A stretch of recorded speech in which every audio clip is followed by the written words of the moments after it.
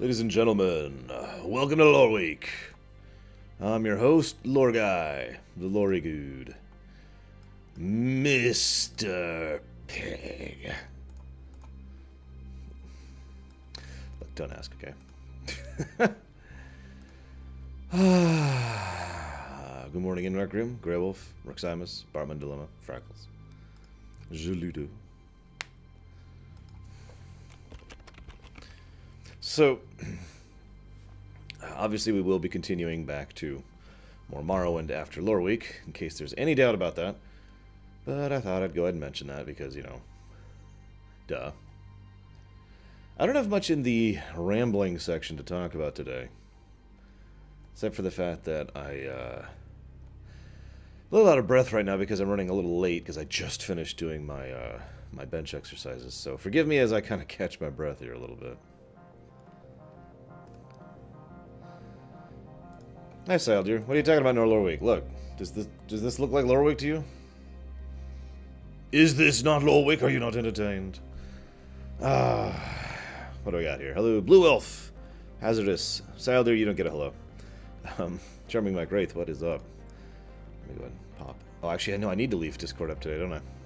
Whatever. Did it not update? Oh, god damn it. So I was having issues earlier with Twitch not working, literally. I don't know if that was just a bug or what. I thought it finally went through. It looks like it didn't. Stupid thing. Hang on. Let's try this for the 8th time at this point. Come on. Update this time. Please. I love you, Twitch, but damn it.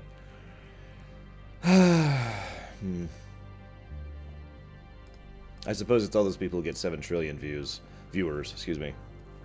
I get like 50. Actually, that's not true. My average is about 80 or so concurrent viewers, which is still pretty small time. I tell you, I'm this dinky little speck in the corner. I do want to talk about one little thing in my preamble ramble, and that's that there's this guy who was an idiot and apparently got on the news because he was an idiot. Now, what I find funny about that is the fact that apparently all you need to do to be on the news is to be an idiot. Now, I suppose I don't really know what to say about that, other than the fact that I guess this is how it's always been. I mean, if you think about it, it goes back to that whole fictional thing. I could actually turn this into a topic if I felt like it.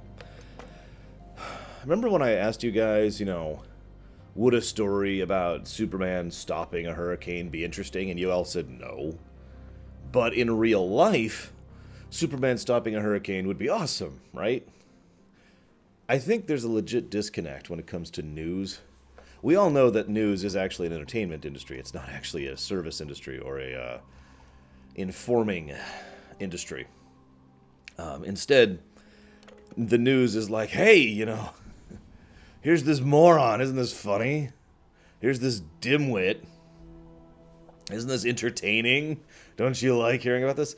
Because you never, like, I shouldn't say never. Let's not exaggerate with our words. But you rarely see news places, either articles or web pages or television, who are like, so today, here's this company. They're doing well. Everything's going fine. They recently just set up this business, and they got through their first fiscal year without issues. You know, now, the funny thing is, looking at that, you'd probably look at that and be like, well, that's boring. Well, maybe you would. I actually wouldn't. I think that's awesome to hear about. But I'm a weirdo like that. But again, it goes back to that dichotomy, or that not dichotomy, the segregation between entertainment and reality. Because in reality, that's awesome. That they started their own business, and it's actually working for them. That's great. Do you know how rare that is? Do you know how unusual that is? It's basically a 10 percentile, using extremely exaggerated numbers. And that's great. And I bet their friends are really happy about that. And I bet their family's really happy about that. I bet they're really happy about that. But we don't give a damn. We want to hear about some moron. Because it's entertainment. Disconnect. Thank you. That is the word I was looking for. Thank you.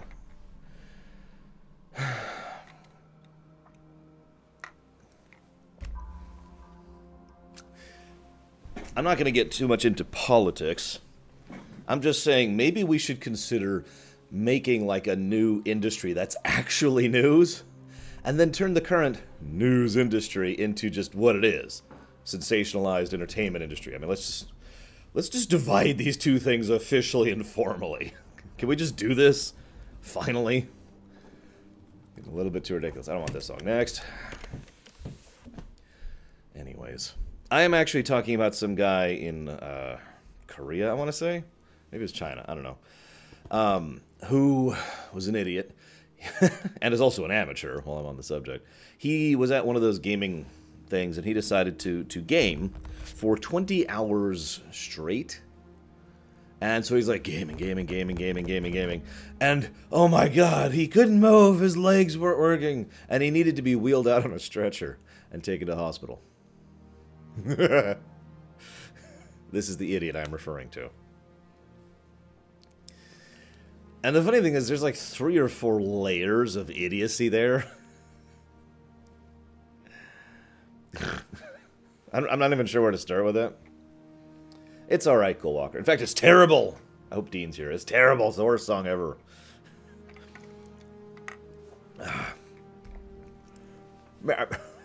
I stream for 9 hours a day. You don't see that happening to me. Now, granted, 9 hours is not 20. But, I mean, come on, guys. Most of us figured this stuff out when we were kids. Idiot. Logan who? Don't answer that question. I'm making a joke. Gone Girl. Let's not even talk about Gone Girl. I don't even want that on my show. So, let's actually... Rox, do you want to do first or last? It's up to you. Because it's one or the other. It doesn't fit with anything else I'm talking about today. Yeah, this new generation... Tide Pods. Or Tide Pods. That's a thing. Actually, can I ramble for one last thing here really quick? Because I got a couple more minutes here. Excuse me.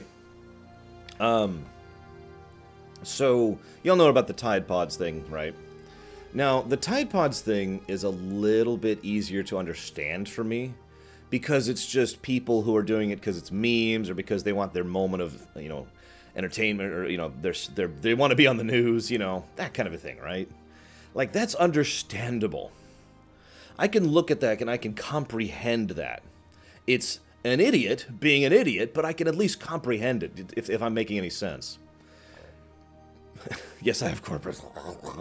That's why I'm so swole. But what I don't understand is there's certain types of people, and I'm curious if anyone else is like this, that even though I hear about it, you know, if I'm being honest with myself, I don't believe it's real, right? I'll give you a direct example. Flat Earthers, okay? Flat Earthers, and this is either a failure of me or I'm right. It's one of the two. Flat Earthers are people that I don't believe actually exist. And let me explain what I mean by that. I don't think that there are people who legitimately think, honestly really think that the Earth is flat. I think that there are people who pretend that, who say that, either because, you know, it's the internet or it's memes or whatever. You know, it's just trolling. Exactly, it's just trolling. I don't have the capacity to believe that there are people who legitimately take that, who legitimately think that the planet is flat. And I want to stress that this isn't just me saying, no, that's too stupid. This isn't just me saying, no, that's unbelievable, because I can believe the Tide Pod things. My point is there's certain things in life that I look at, and this is just the latest example. I was talking about this just last week with my friends. I look at that and I say, no, it's not real. Like, there's certain things that I cannot comprehend, which is why I used that word earlier. I literally can't, like, it's like getting out a calculator and trying to type in, like, a food recipe into a calculator that doesn't have letters. You know, that's basically where this at. It's just, there's a complete and utter disconnect, and it doesn't fit in my brain. So I look at that like, huh, yeah, okay, whatever. So again, I look at that and I'm like, yeah, okay, that's just, you know, nobody. That's just not a real thing. It's just people trolling. It's nothing real. You understand? I'm curious if anybody else is like this, because there's a few things like this, not a lot, but there's a few things like this which I look at in real life and I'm like, yeah, no, that's not real. They don't actually think that. I mean, I totally believe that people are trolling. I totally believe that people are like, oh yeah, no, the Earth is totally flat. either because they like to argue for argue's sake. I mean, I've known people like that, or because they're people who, you know, just like trolling people or enjoy memes or jumping on the bandwagon, or it's like a commonality thing. Like you hear about the flat earthers a lot of the news, right? So, oh, I'm going to be with that one too, right? Yeah, I'm going to be that. No, I can totally believe that, but people who legitimately think that, no. That's, nah, not possible. Can't happen. There we go. Yep. 30 go to 10. Now, I wanted to mention one other thing real quick in my rambling thing. So I've been trying to play Opera Omnia in my copious spare time. Actually, I wasn't even thinking about you, Carvin. I was thinking about a guy I used to know in real life. And there was a... I've finally discovered that there's something I don't like about Dissidia Opera Omnia. And it's the freaking grind. I hate the grind so much. I've actually gone looking for leveling guides, because leveling is so damn slow and boring and stupid. It's like, oh, all right, set it to auto battle, go do something else for about 3 or 4 minutes, come back, get 140 experience. Actually, see, 144 with the spot I'm using right now. And then do that again over and over and over and over and over and over. And I'm trying to level now because I kind of want to finish the last Squall thing so I could get the damn Squall thing. But goddamn. And most of the leveling guides are like, all you have to do is get to 410. And it's like... Although, pro tip, the Gil quests, the Cactuar Guild quest, which is actually up right now, are like 400 or 500 XP or something like that. It's pretty decent, but you can only do 10 of it before you have to spend a key on it. So there's my little pro tip for the day. So, I actually have several topics this week. In fact, this is one of those extremely rare lore weeks where I'm actually going to move a topic to next week because I have so many topics, and the next topic isn't time sensitive. So the first thing I want to talk about is how messed up the gaming industry is. Anybody with me on this? Actually, I take that back. I want to do one other thing really quick. Just change my song. Hang on. I do want to talk about something else. Let's start talking about something positive. Let's start with something positive. I want to talk about a game called Into the Breach. Now, there's a game called Into the Breach, and it's coming out on the 27th of February. I have no idea what you're talking about, Aiden. I'm sorry.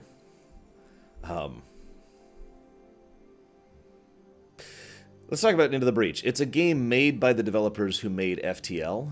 I'm sure a lot of you know what FTL is.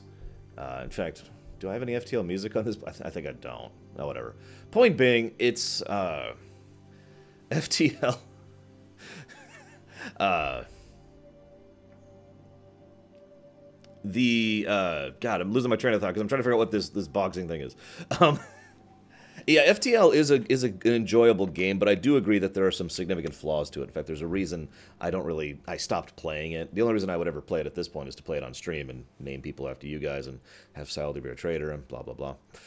But yeah, this is exact one they teased a few years back.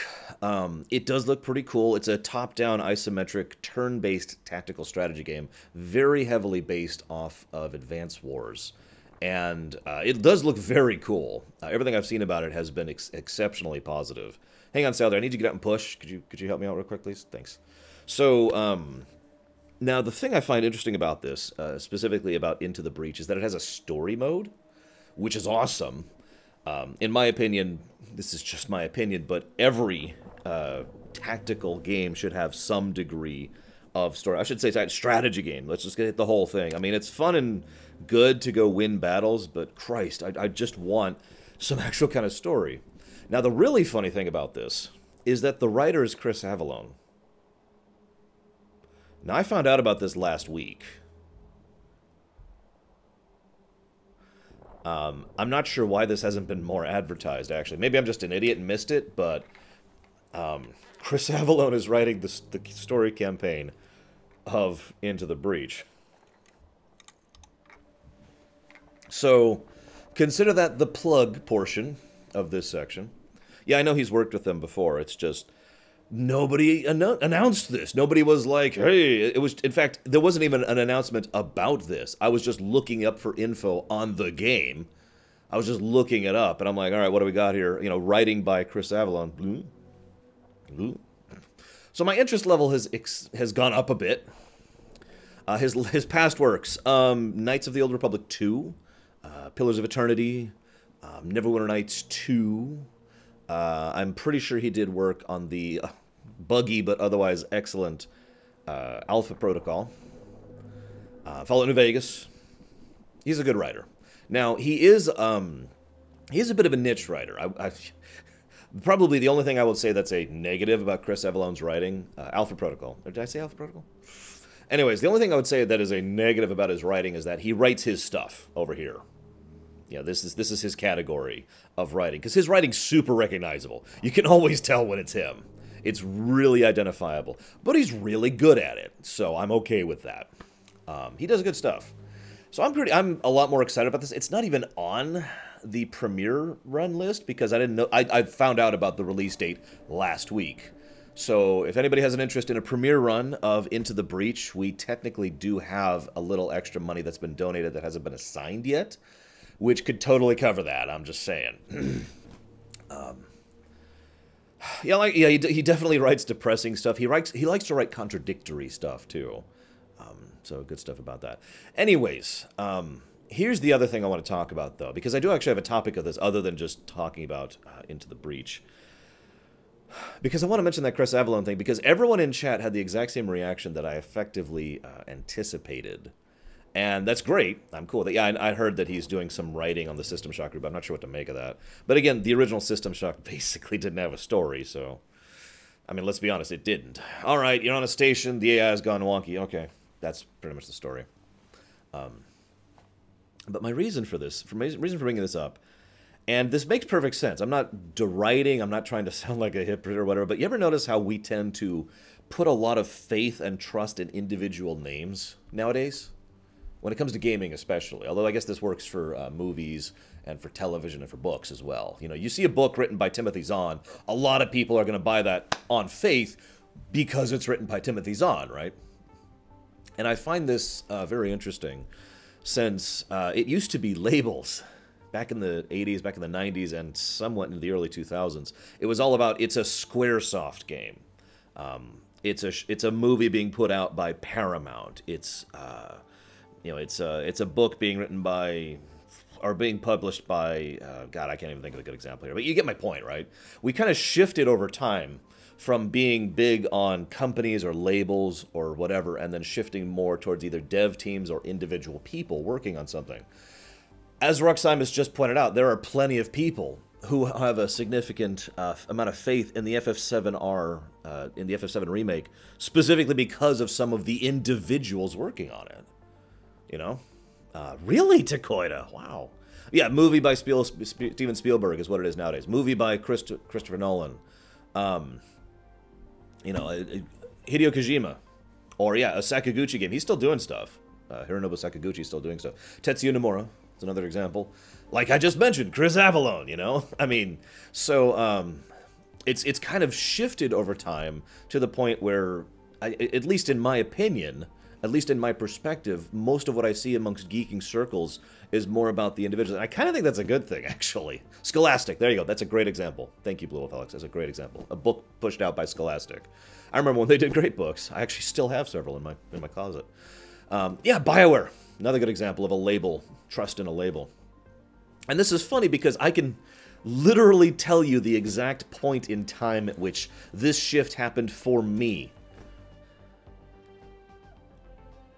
I bet you can guess it. Can anyone guess it before I tell you?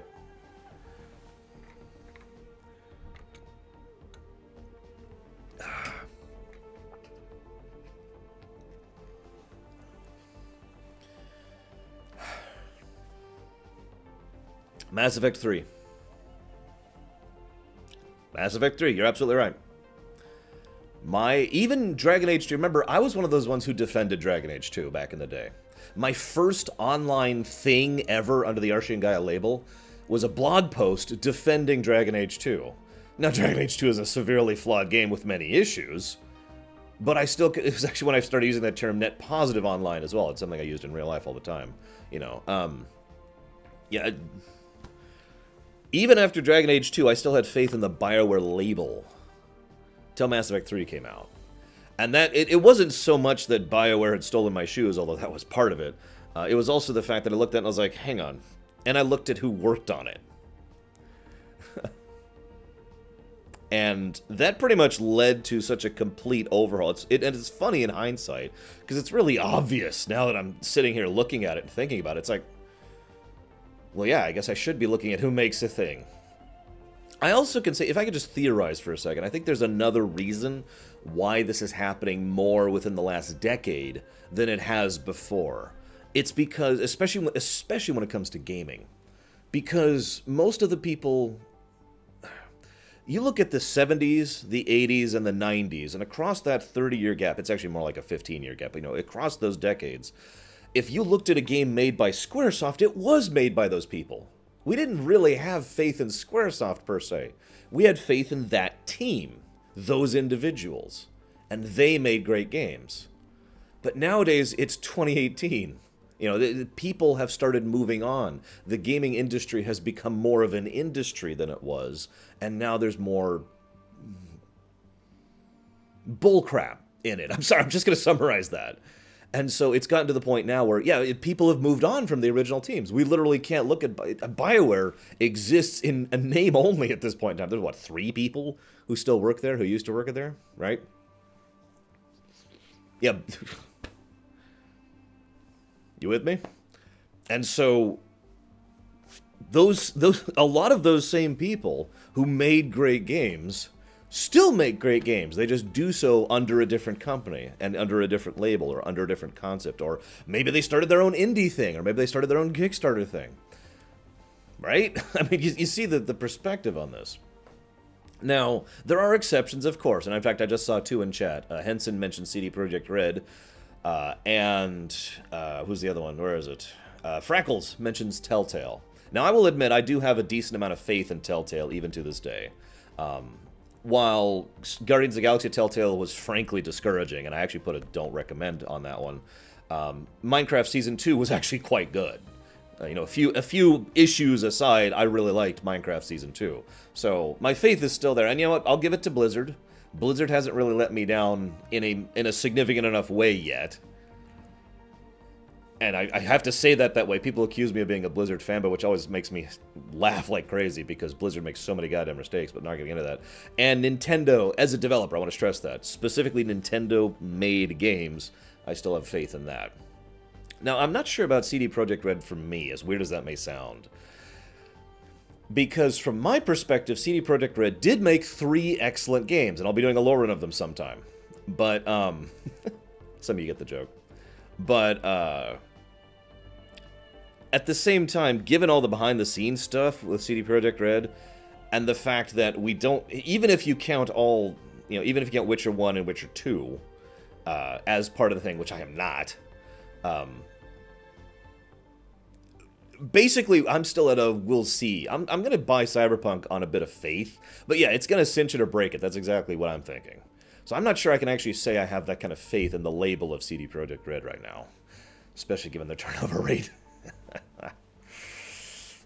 Yeah, Hazardous knows what I'm talking about. When I say 3 Witcher games, I'm referring to Witcher 3, Hearts of Stone, and Blood and Wine is what I'm talking about. Anyways. Hey, Berenian. Yeah, exactly, Prog. They need to pass the next series test. That is exactly right. I hope they do, by the way. That'd be awesome. But we'll find out about that when we get there. As we see, it's all creepy and darky. But this leads excellently into my next topic, which is Capcom. Now, Capcom makes my point perfectly. I'm actually happy no one mentioned it, because I bet now that I've brought it up, most of you can remember when Capcom games were must-buys. Any of you who was alive in that period in time. This is mostly the NES era and the SNES era. But you remember when Capcom was just an automatic, yes, it's made by Capcom, sold. You remember that? Because Capcom sold for really, literally, was excellence once upon a time. They were one of the best gaming developers out there. And a lot of people had faith in them. And ever since then, they've been kind of... I mean... It's so difficult to properly look at Capcom and say, Now, I'm not saying Capcom's doing bad stuff now. Don't mistake that. I'm just saying Capcom was a great example of a company that was known for excellence, and now is known for weird. But they have been doing some good stuff lately. By all accounts, the new Monster Hunter is really good. Street Fighter V has become good. And what's the other big... Oh, yeah, Resident Evil. Which Resident Evil 7 is apparently very, very good. By the way, no, I'm not playing Resident Evil 7. Don't ask. It's not happening. And I do think that Capcom's making a little bit of a comeback. Oh, by the way, they're making a new Mega Man game this year, too. That's going to kind of make or break for me. But if they actually push out a good Mega Man game this year, that's going to be awesome. I am a little bit of a Mega Man fan. Let me pull out my 300-page book about Mega Man. Anyways, so that being stated, what I really want to talk about is the fact that Capcom recently laid off about 200 people.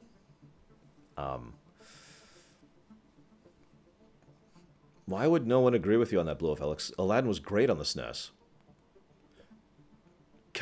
I'm sorry, just to go to what Blue Wolf is talking about a little bit here. You remember when, you remember how Capcom used to be like the only people who could make movie games that were good? They did. They did a lot of them and they were good. But anyways. So it means, yeah, it's Bartman Dilemma is exactly right. They just finished development on something. And this is actually kind of unconnected to my earlier topic, but it felt like a nice segue to go from talking about labels to talking about Capcom. Because Capcom, this is not new. This is actually incredibly old. This has been an industry standard since about 2001 or 2002, give or take. For those of you who don't actually know what I'm talking about, I want you to picture this. Whatever your job is, just picture your job for a moment. And you're at your job, and there's a big project you're working on. Now, if you're working fast food, maybe you have to get so many orders through. If you're working in, like, accounting, maybe you have to finish, going through this particular company's finances reports or whatever, right? Once you finish that job, you have... let's pretend for a moment that you knew that if you finished that job, you had about a 1 in 5 chance of being fired. Not for doing anything wrong, but because the job is done.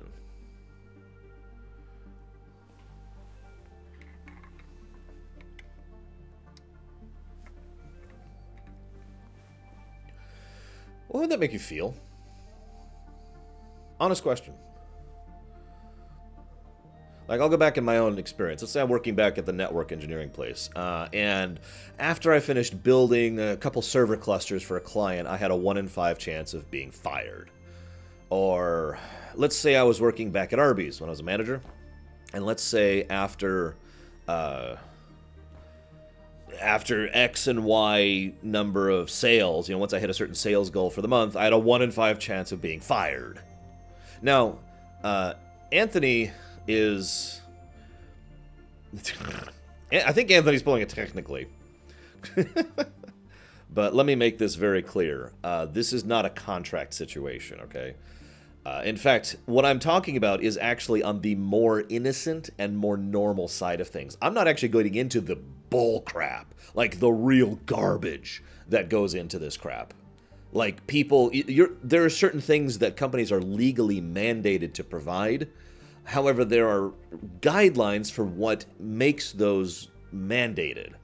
And so cycling staff around so they never have to provide additional benefits or additional support or additional raises or whatever is something that is actually a thing in the gaming industry. And not even just in the gaming industry, actually, just in industries in general. That's the real garbage. I'm talking about the more normal stuff. So, again, this does count as being... Well, okay. Let's also clarify one other thing, because we're entering the realm of legalese here. And in the realm of legalese, we have to clarify that there's quitting, being laid off, and being fired. There's 3 categories for no longer working at a place. And technically, there's also like 2 subdivisions of each of those, which we're not going to get into right now. We're already getting too far into legalese. The point being that the reason I say fired, but actually, legally speaking, this is laid off. Fired is you did something wrong, you're out. It means you don't get to put this on your resume. It means, this is actually going to be a black mark on you, and you might actually even get, depending on what you did, it might get you blacklisted. Being laid off is just, all right, we are ending your contract. Or not, that's the wrong phrase, because I said earlier this is not contract. But, you know, we're ending your employment. We're terminating your employment. And then, of course, quitting is you walking out and not coming back. So, for legal purposes, most of these are laying off. Thank you for your employment. Blah, blah, blah, you're let go. Now, one of the biggest reasons, there's actually two big reasons, but one of the biggest reasons why gaming developers just kind of live with this is because this does basically add to their portfolio. You know, they can put on their resume, I worked on Monster Hunter World, or whatever the hell the people just got laid off worked on, right? You know, I worked on this. And they can call in, and for the most part, people will be able to call in and get a good report, because, yeah, no, he was great. Or she was great. It's great. The other reason has to do with the problem with realities. Let's not even get into that. But I bring this up because this is, in my opinion, we finally entered the realm of opinion. This is wrong. Like, I hate to use such a weird word, but this is just something that I would consider incorrect. This is the kind of thing... I mean... Okay. This is the kind of thing that would demotivate the hell out of me. This is the kind of thing that would make me go, why bother? You know, at this point. Now, I know not everyone thinks like me. Thank God for that. But I look at this and I say, why? You have done absolutely nothing to engender loyalty in me as a developer, as someone who is working on your product. You have, and everyone knows, this is actually very normal. Everyone is well aware of this industry standard. And if you're not, you're fresh out of college, and you're going to find out very quickly. And I have absolutely no facts or information. I'm not sure it's even possible to get them. But I do find myself wondering, as Bartman just pointed out, how much this is affecting the quality of the work. How much is this a part of AAA games? Because AAA titles are way worse about this than anything else. Most mid-tier developers don't do this, by the way. They just keep the same staff on. You know, the people who are working on that game I mentioned earlier, Into the Breach, are the same people who worked on FTL. You know, yes? Well, Fricks, I don't understand that question. Most people who work on, like, indie titles, that's actually a completely separate topic, because indie titles usually have to think about investment on a per game. Oh, welcome. Pay close attention. Hopefully you'll learn something. Most indie titles have to think on things on a per game basis, rather than a per company basis. So that's a whole other ball of whatever. But in AAA companies, in AAA development... Okay.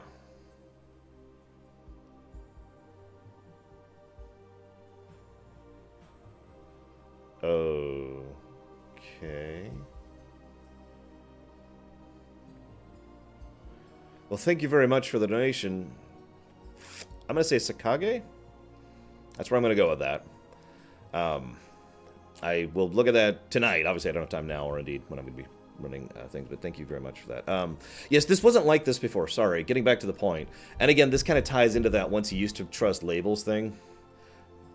It doesn't work like that anymore. Not really. There are exceptions. Someone mentioned Nintendo. I think it was Brave Galade.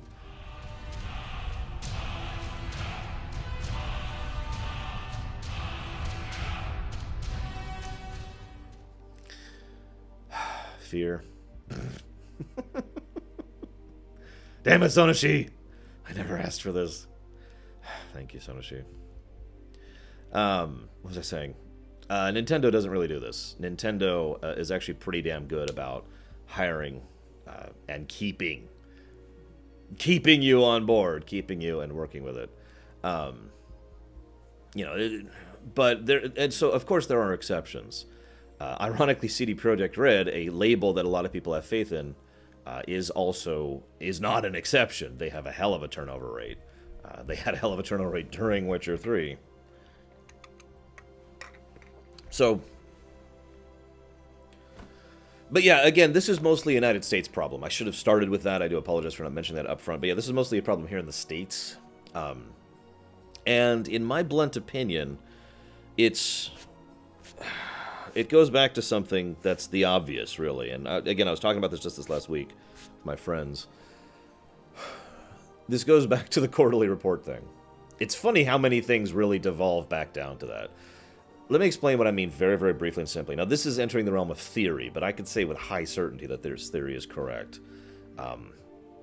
Back in the day, gaming companies weren't really a powerhouse industry from an economic perspective, from the viewpoint of investors, shareholders, that kind of a thing. Most people didn't buy into Nintendo. Most people didn't buy into Capcom. Most people didn't buy into EA. There's no reason to. I mean, you guys remember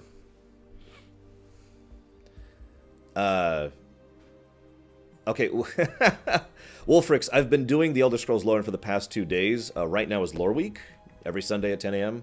After Loreweek, I will be going back to the lore run. And we're going to be finishing Morrowind today, probably. But anyway, so it wasn't... I mean, you guys remember when gaming still had a huge stigma attached to it, right? I'm sure most of you who were around in the 80s and 90s do remember that. Now, I'm bringing this up not for some kind of social whatever, but because this was also true from an economic perspective. Most investors literally turned up their noses at the gaming industry. And you can see this if you go check record reports or analyst reports from back in the day. And people are like, It wasn't until about the 2000s, again, maybe about 2001, 2002 and onwards, when people when investors and economic analysts and business people started saying, maybe we should start putting money into these things. And here we are. Because the quarterly return mentality is awful. Again, as always, I'm speaking from the perspective of the States. Yeah. Anyways, so I suppose we'll segue into talking about Google. That's a good segue, right? I mean, because I don't have anything else to say about this. Okay, hang on. You're right. You asked that question earlier, Hazardous. How would I...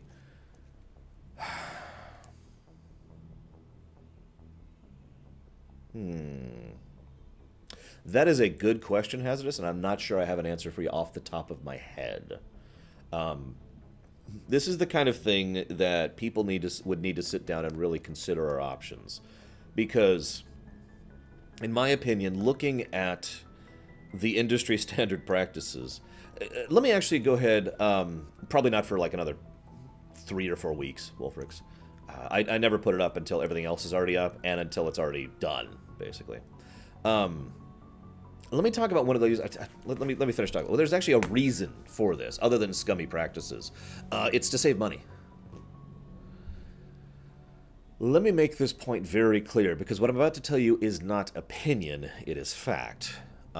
The primary reason for the more scummy AAA developers to lay off significant numbers of developers pretty much immediately following the concluded production of a game, the reason that's so standard is because they're trying to pull their costs down, and keeping people on staff is expensive. You know, it is, let's acknowledge the truth there. So they're trying to bring costs down at a point in time in which the company, at least hypothetically, assuming the game sells well, is bringing in more money than it normally is.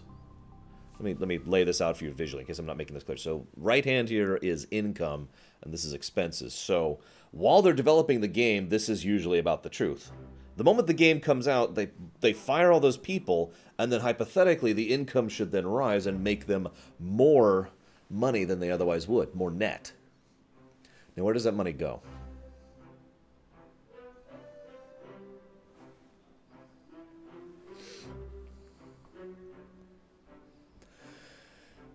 So this is very short-sighted in my opinion. Even from an economic perspective, I think this is very short-sighted. Because you are losing people, you are losing faith, you are hurting the product you're going to be pushing out. This is too happy of a song for this. Yeah, it's too happy. That'll work. You know, you're basically you're injuring the product you're going to put out. Pretty definitively, I'd say. You are losing people who just gained a lot of experience working on your product, and so, you know, that's funny, Darch Monster. So your own, basically your ability to make better products is going down. You know, for future, if you want to make an expansion or a sequel or whatever, Your chances of making that happen are down, and that money is going in the wrong direction. Now, I'm sorry, but anybody who has a legitimate economic degree or business degree, anything like that, will tell you that while money should go to the investors and should go to the money people, there is actual reason for some money to go in that direction. It should be some of the money. They should gain the return on investment, and then the rest of the money should be cycled back into your company. This is like Economics 104 that I'm talking about right now. This is so basic, I imagine most of you know what I'm talking about on an instinctual level, because this is so basic and duh. In fact, this is 104 is built off of 101, which is you spend to make. You spend money to make money. That is literally Economics 101. Actually, I suppose I could see an argument for being Economics 102, but you get the point? So instead of investing in the company, all that money goes into the executives, to the managerial staff, bonuses for the people who keep their jobs, and of course, to the investors.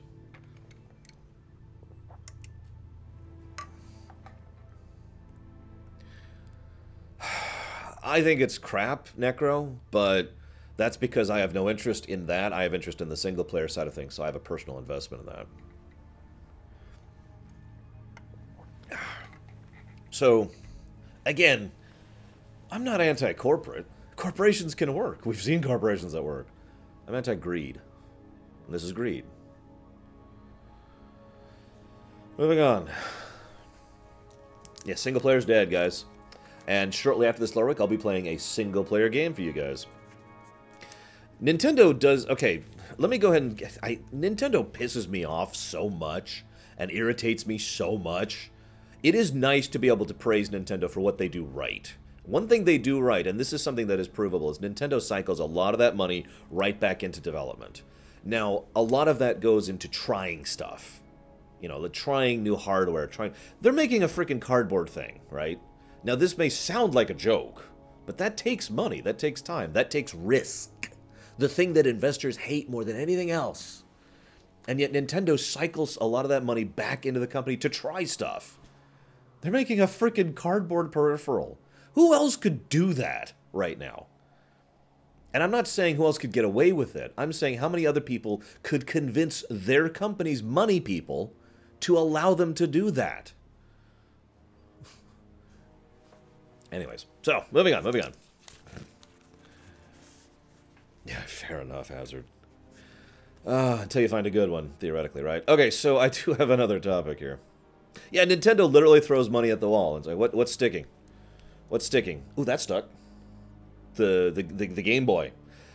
I'm sorry, I hate to keep talking about this topic because I keep trying to move on, but how many of you remember when the Game Boy was a huge risk? I know that sounds ludicrous from a modern-day perspective, but back when the Game Boy came out, the very idea of having a portable video game was something that was considered insane. Like, there's no way. Gaming still hadn't overcome the bias and the cultural problems. It still wasn't a large enough industry. It was expensive as hell to develop. They dumped money on the Game Boy. And it needed batteries. It had a battery life with the AA's of, like, what, 4 hours? Yeah, the Game Brick. You remember when the old Game Boy was like this freaking big? Heavy, too? And there was worries about theft, and there were worries about kids using it at school, and there were just all sorts of issues. They made it. They threw that money at the wall. And that one stuck. Every now and again, some of their money that they throw at the wall does stick. And then occasionally they make things like the Virtual Boy. God.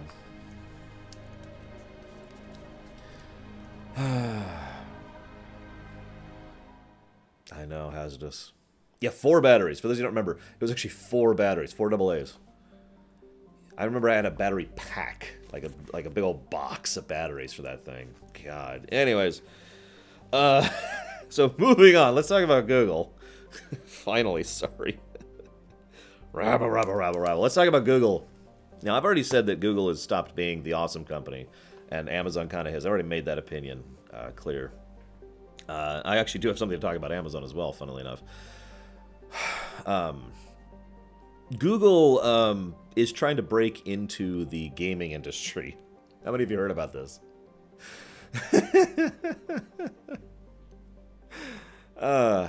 Actually, real quick, while I wait for answers, Lurker's talking about, oh no, you know, why is using the Game Boy to school? Actually, a lot of my memories of playing the Game Boy was during recess at school. And I know what you're thinking. Oh, you weren't playing with the other kids? Oh no, I absolutely was, because I was the one with a Game Boy.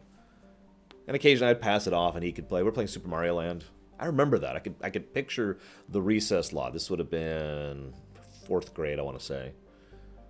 3rd or 4th grade, something like that. The peripheral. So yeah, Google's trying to get into gaming in a weird way. They're trying to basically be a gaming streaming service. Now, if you remember, this is actually not the first company to try this. Let me explain what I mean by gaming streaming service in case you don't quite understand, because this is kind of a dumb concept if you think about it. The idea here is that they want to... you don't actually download the game. You don't actually download the game to your hard drive. You just stream it live. So rather than having to, you know, spend however many, you know, God, hours and hours, minutes of time downloading, I'll just make up a random game. What's playing right now? Mass Effect 2. I can just stream Mass Effect 2 straight. And then all of my saves and stuff will be on their particular cloud setup. And then the actual games themselves will be on their cloud setup. This is what they're trying to do. Now, this is probably a very stupid statement. By the way, Wolfrix, I will be doing the Legion lore run sometime later this year when Legion is concluded. So that's something I am going to do. Don't have an ETA yet. Legion hasn't done yet, and I have way too much other work to work on right now. So yeah, for those who don't remember, OnLive plummeted. For those of you who also don't remember, did you guys know that there are data caps that are legal in most states here in the United States? Now, I don't know how data caps work in other countries in the world. As I've said before, just a really quick refresher, internet laws, internet is not classified as a utility here in the United States, which means that rules and legal definitions and standards are actually determined by the state. So each state in the United States actually has different ISP laws, which is part of the problem we're having.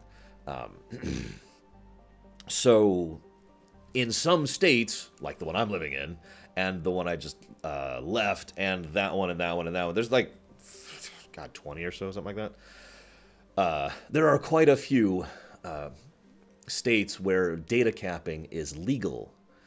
Now, if you don't understand what I mean by that, it would be actually more accurate to say that there are plenty of states where data capping is actually illegal, where they are not allowed to implement data caps.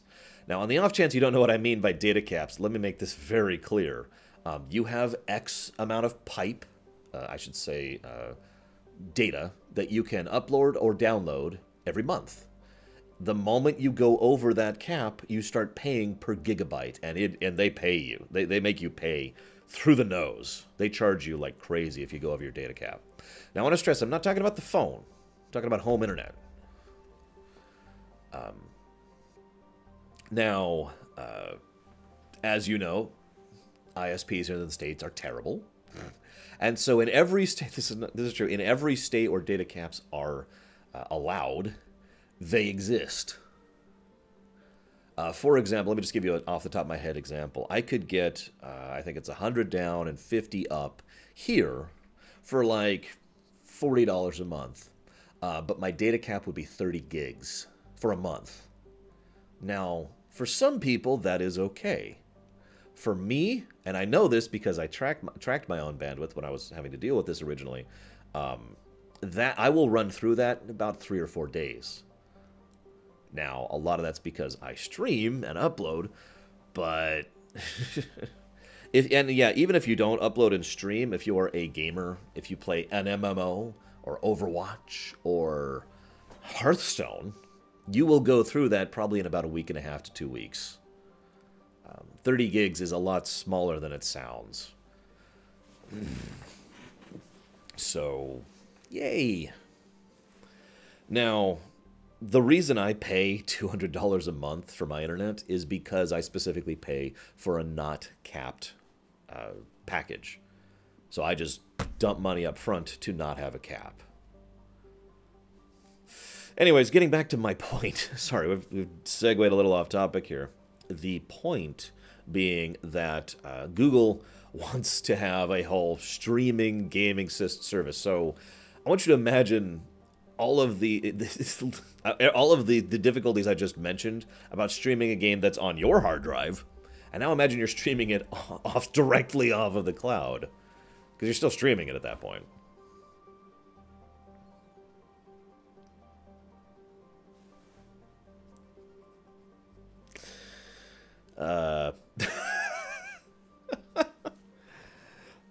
Yeah.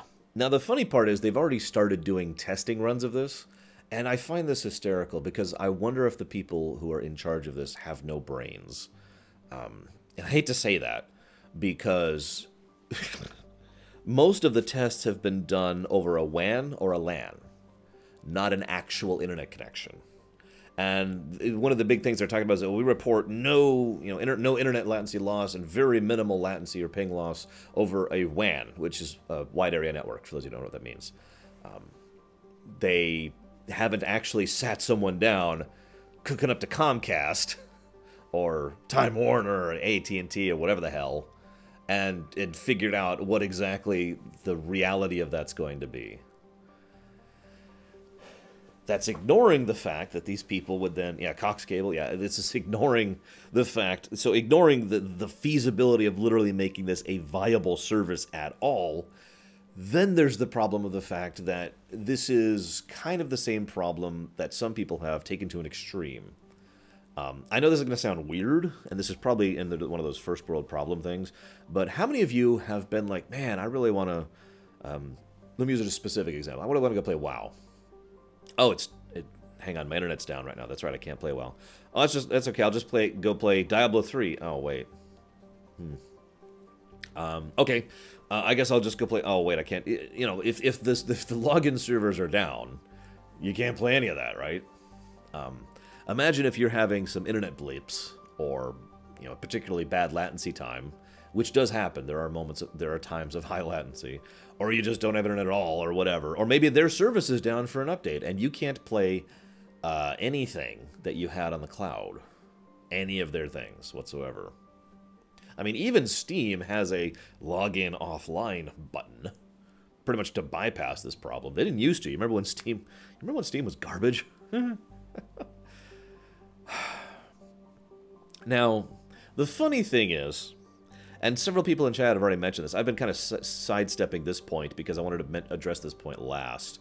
This could work if Google Fiber was a lot more widespread, but what people don't really understand is how insignificant of a percent of the ISPs here in the States are provided by Google Fiber. It is a minuscule.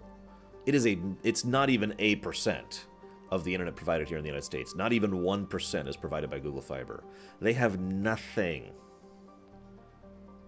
Nothing. And the logical argument here is, well, why don't we just go ahead and have Google Fiber be the thing that provides? Why don't we just have Google Fiber to deal with this situation? I live in a place now which is in an area that Google Fiber provides to, and I do not have access to Google Fiber. I'm within their zones. Do you know how many cities in the States have Google Fiber?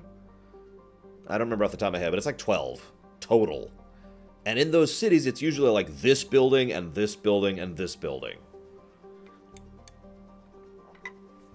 The city they started pushing Google Fiber out in, which was Kansas City, a friend of mine who lives there just last June or so, it was the middle of the summer, June or August, finally got access to Google Fiber. The city they started rolling out Google Fiber in. So that doesn't help. The weird thing is Google Fiber tends to focus on apartment buildings. I mean, on the surface of it, that makes sense, but... Anyways, so I look at this, and ultimately all I can think of is why. Now, it's possible that, as Bartman just said, This is just throwing stuff at the wall and sticks.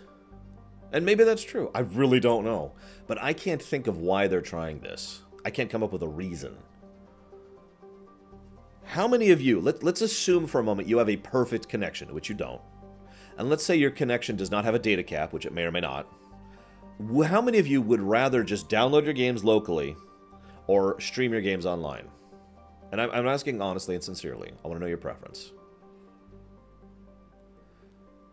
Because speaking from my preference, I'd pick downloading 10 times out of 10. I would much rather have the game here, on my computer, on my hard drive, you know? So why would I prefer to have something streamed? Now, that is, of course, my opinion. That's why I want to ask your opinions.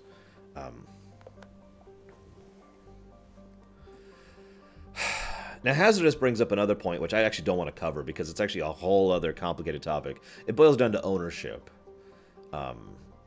Because we're already reaching a realm now where how much the exact extent to which you own a game is getting debatable. Hang on, let me give a click. No, I'm not actually doing it.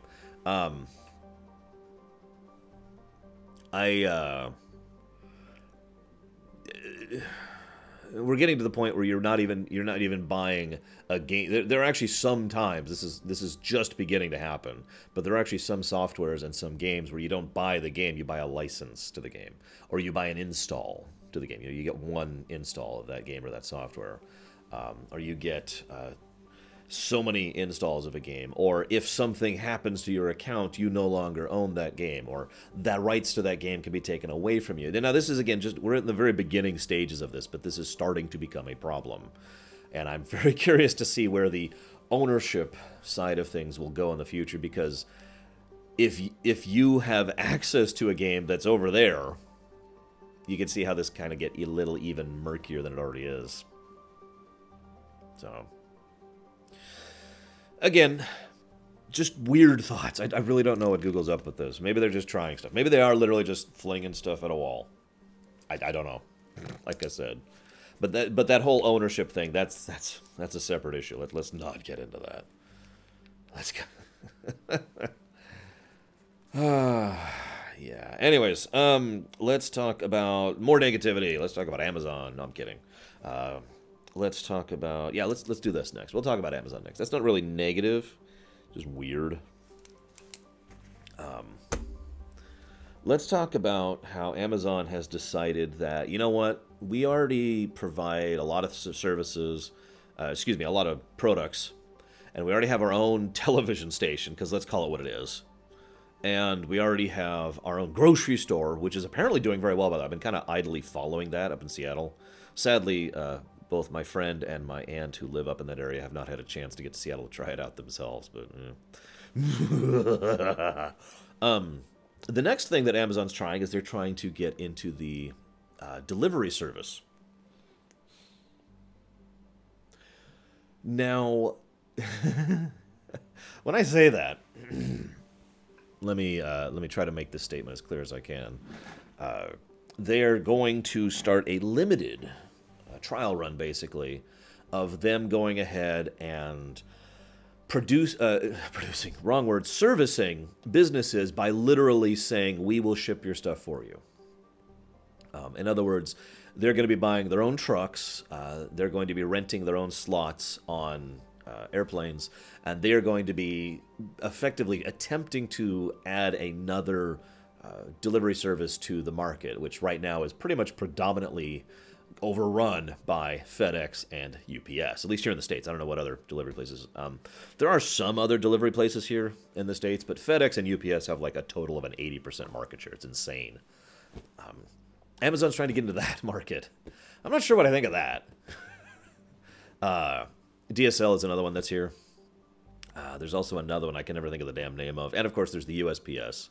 But the USPS is weird. Let's actually not talk about USPS, because that really is a weird thing to talk about, and it's also per county. But yeah, so this is another thing they're doing, and again, it's one of those. Why are you doing this? I don't understand. So you can see our continuing trend of flinging money at the wall because, yeah, Amazon is basically just branching out even more. Now,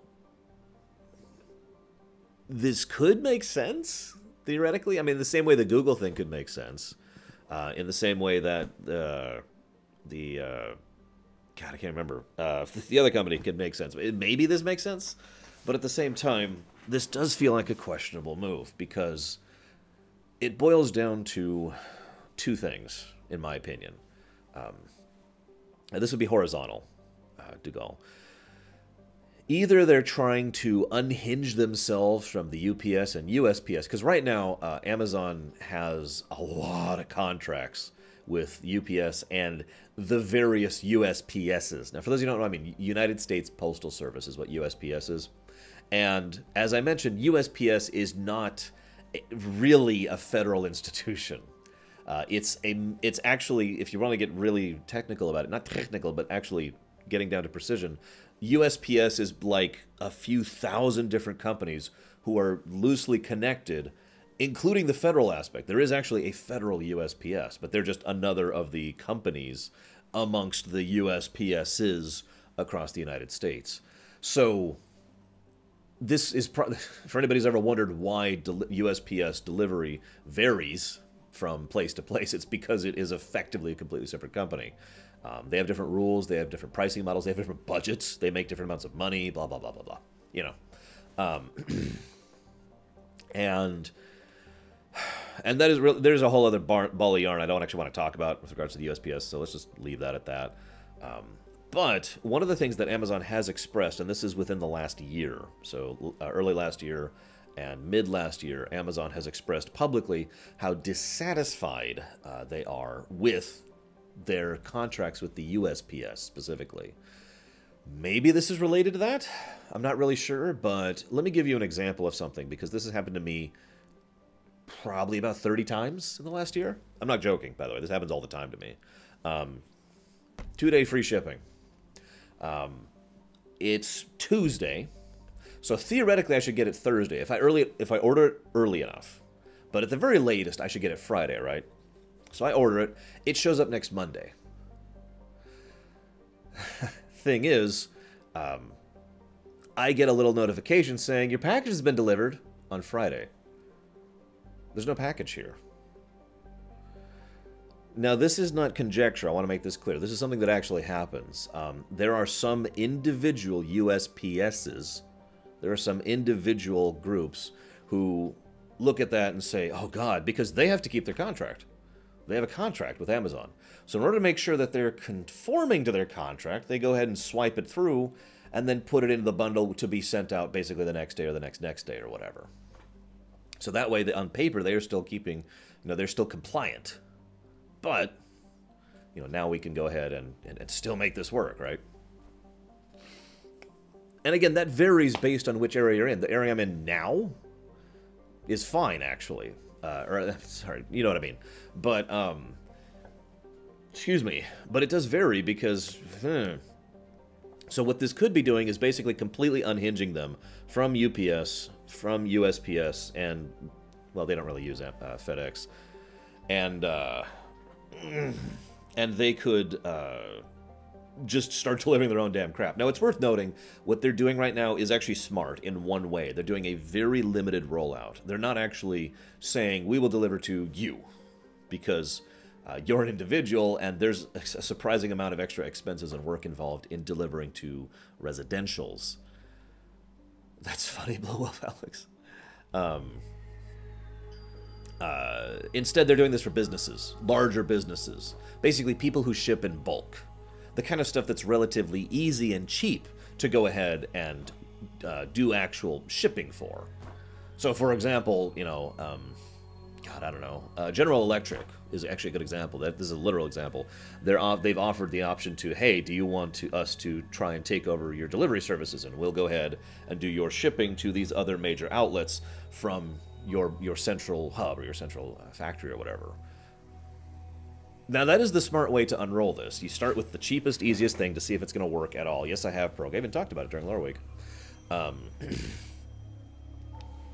have no idea if this is going to work.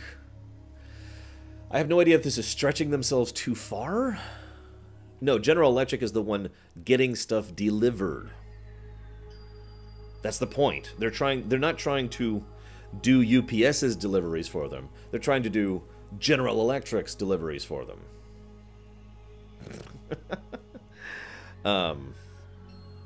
Like I said, I don't even know what I think of this. This is a very strange experiment for them, and it'll be interesting to see what becomes of it. One of the other things that's, I think, worthy of note in this matter is the... if they... I guess what I'm trying to go in direction here is... wonderful, hazardous. The direction I'm trying to go in here is that if Amazon is able to provide their own service, they could either lower costs for themselves, because they do have very expensive contracts with other people, or at the very least maybe provide some competition for UPS and for FedEx, which have very variable levels of quality, I've noticed, because sometimes UPS is great, you know?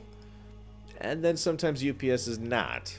I actually have a friend back in, this was in Topeka, who had a job at a UPS distribution facility. And I've never been there myself, so this is all secondhand information, but the stories he used to tell were insane. And sound like an absolute lack of any kind of care or mattering or anyone giving a damn about their job, basically.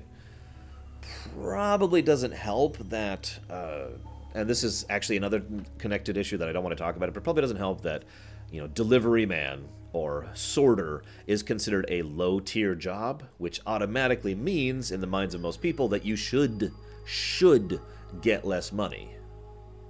So they don't really pay them as much as they could, and there's not a lot of motivation to do a good job, and unrelated topic. Anyways, I just wanted to talk about the Amazon thing. I really have no idea what's going to go on with this Amazon delivery thing. We'll see. It might just be another thing that they completely fail on, because it wouldn't be the first time. Now, my final topic for the day... God, we're already over an hour. Yeesh. You see why I cut a topic from today. My final topic is trailers. I guess I should say my second to final topic, because we got Kingdom Hearts. Let me go ahead and add Kingdom Hearts here. There we go. Yeah, in some regions, UPS is garbage. And then in some regions, UPS is great. It really does tend to vary. Junko came in. Why is there no Morrowind? I don't understand. There should be Morrowind. Which is funny, because he hasn't been present for so much of the lore run so far. There we go. Let's just leave this here for right now. Turn this down to here. Let's talk about trailers. We had a trailer. We had an extended trailer for Avengers. We had a trailer for the Han Solo movie. We had a trailer for the Jurassic World movie, and we had a trailer for the Venom movie. Before I guess I also technically had the Deadpool trailer, which is actually great. I'm gonna jot that down. But that's actually kind of unrelated to what I'm talking about. But yeah, we'll go ahead and jot it down. How many of you like these trailers? Honest question. And before I say anything else whatsoever.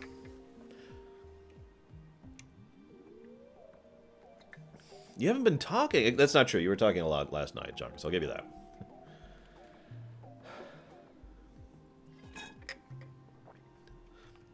Well, that's because people are people, Tigzar. But you can't tell me that better pay isn't going to at least help.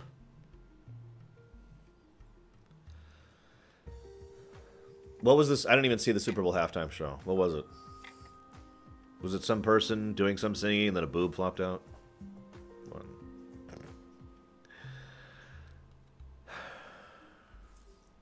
The Deadpool one was good. Credit where credit is due. It's actually funny because the Deadpool one was very much not my... how do I put it? Not my style of humor. Not the kind of thing I tend to enjoy, humorously speaking. But then again, Timberlake, wow. Deadpool, totally different people. Deadpool is actually not really my style of humor anyways. I was actually surprised I liked the first Deadpool movie as much as I did, because I'm not actually that much of a fan of that type of humor. But that first movie was awesome, with one exception. Good morning, Spirit.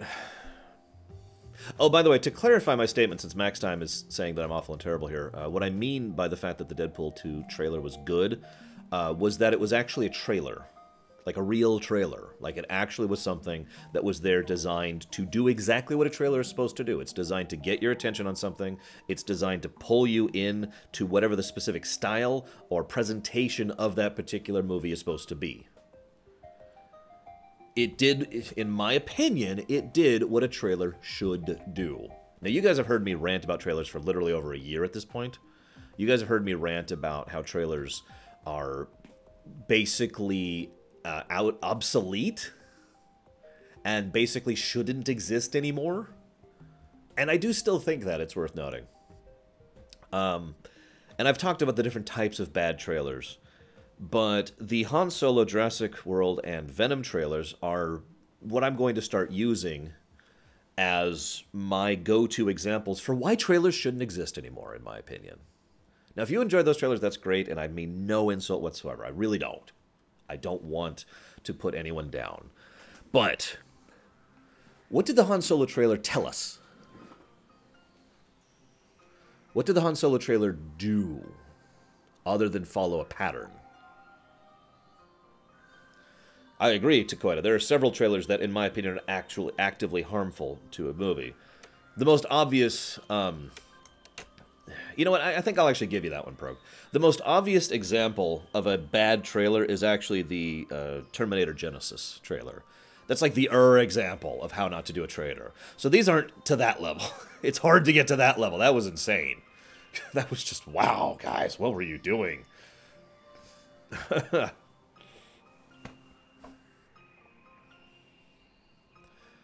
The Han Solo trailer was just, the movie exists. There's going to be a droid, action scenes, some kind of weird... Or was it? No, no, I'm pretty sure I'm talking about Genesis. It's the one where they literally spoil the primary plot twist of the movie in the trailer.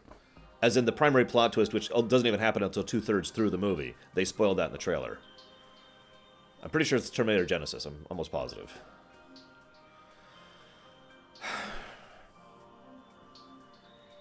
Anyways, getting back to my point, Han Solo trailer was probably the least offensive of the three trailers I'm mentioning. But ultimately, I look at that and I'm like, okay. Like, you'll notice I'm not putting it back here. I'm not doing a trailer analysis because I got nothing. Was it? Okay, hang on. That can't have been Salvation. Give me a second. Give me a second. No, it is Terminator Genesis. I am right. Apparently Salvation did the same thing. That's funny. I don't even remember Salvation's trailers.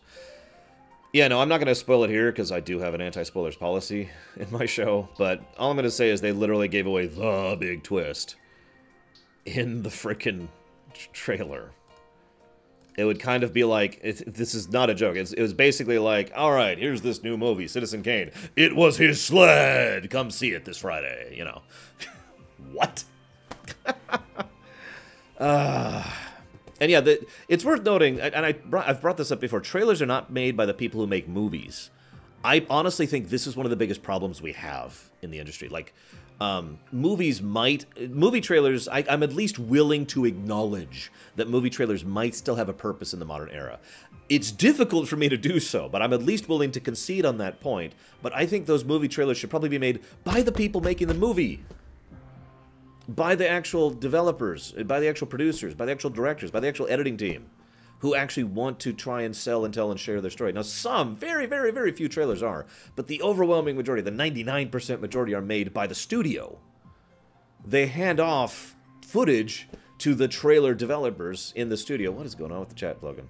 And they make the trailer. And this is one of the biggest reasons why trailers completely spoil things and why trailers are garbage. Because trailers are actually a separate industry from the film industry. And it's gotten really, really echo chambery. Which brings me to my next point, Jurassic World. Now, I'm sorry. I hated the Jurassic World trailer. I am sorry. I really don't want to disparage anyone's opinion. I really, really, really don't. If you liked it, that's awesome. That's awesome, and I'm glad you liked it. I'm controlling myself. You should have heard me when I first watched it, because I went off on a rant with Pax and Gary because we were in chat at the time, and I hated it. I hated it. It was one of the most formulaic things I'd ever seen.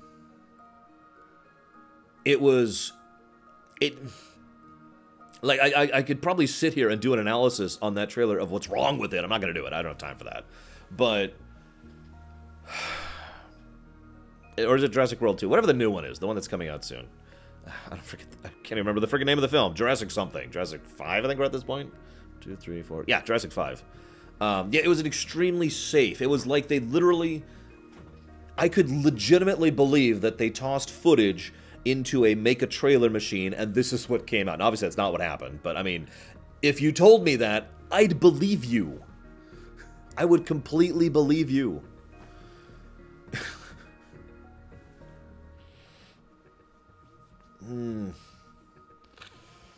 Yeah, it did the blaring trumpets thing.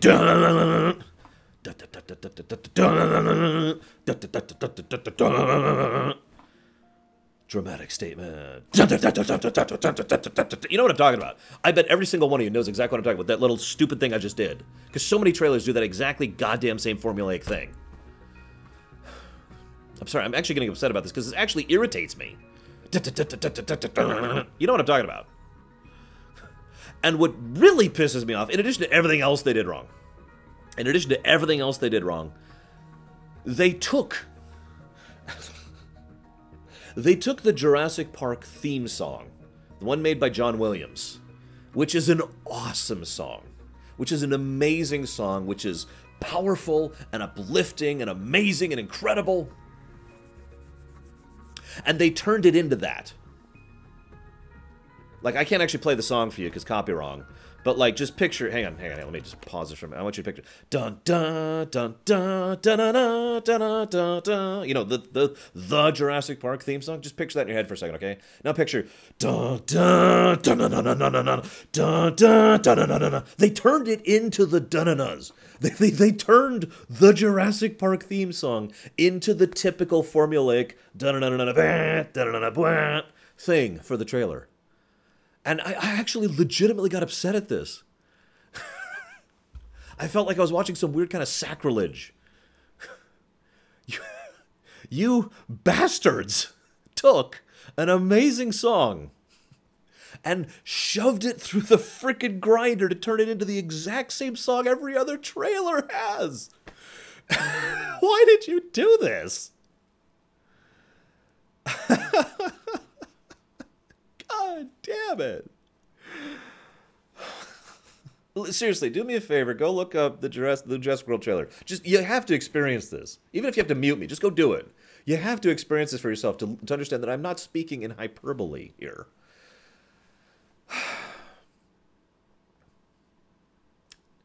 Then there's the Venom trailer. Then there's the Venom trailer. No, okay. The Jurassic World trailer was the worst. That was the worst one of the three I wanted to bring up. Like, the Solo one was just boring. You know, it's like, okay, they're making a Han Solo movie, okay. And the Venom trailer was kind of the same thing. They're making a Venom movie, guys. Did you know? They're making a Venom movie? Because they're making a Venom movie. Sometimes you go through things. And then you come out different. Venom.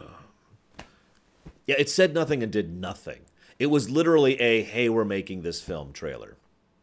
Yeah, this is right up there with the Metroid Prime 4 trailer. Now, I admit I was excited about that, too, which is funny, because in hindsight, I shouldn't have been. And my excitement has since gone down, because apparently Bandai Namco is making Metroid Prime 4, which really, really makes me upset. We'll see what it is, I guess, when it comes out. But anyways, the point being, you know, so it's like, hey, they're making a Venom movie. It showed us nothing. It presented nothing. It highlighted nothing. The only thing it told us is, hey, we're making a Venom movie. And that's exactly what a teaser is supposed to do, is to remind you that a film is coming out. But, well, you know what? I take that back.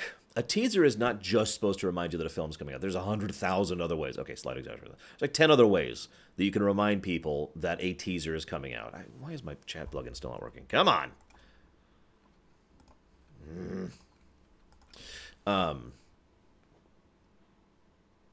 That's right. You're right. They actually used the other Jurassic Park thing. I'm sorry. It wasn't dun dun dun dun. But the Venom trailer was... Wow, it really is not working right now. None of my plugin is working at all. Thank you, Darch Monster, for the fear that you grant me this morning. I never ask for those paid subs, but I still appreciate it. Thank you. None of my plugins are working right now. That's why we have no thing here, and that's why we have no chat up there. But anyways, I will disagree that a teaser is supposed to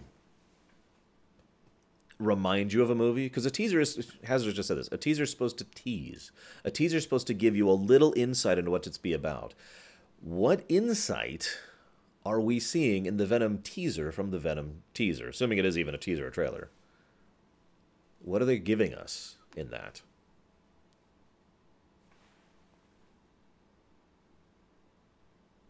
You get my point?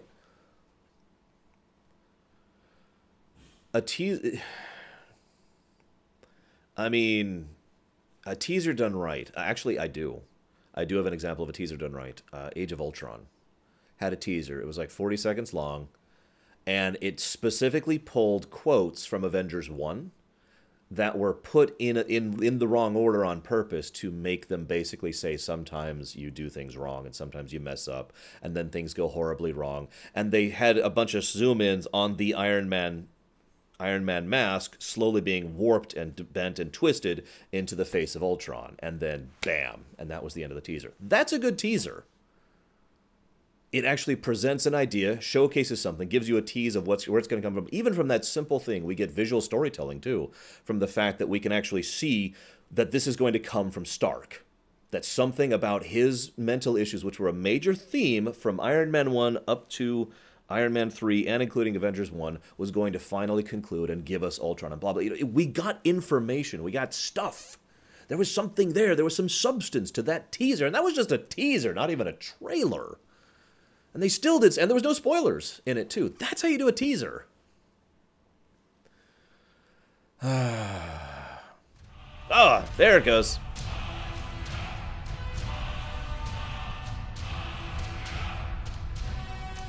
There we go. Thank you again, Darch. We're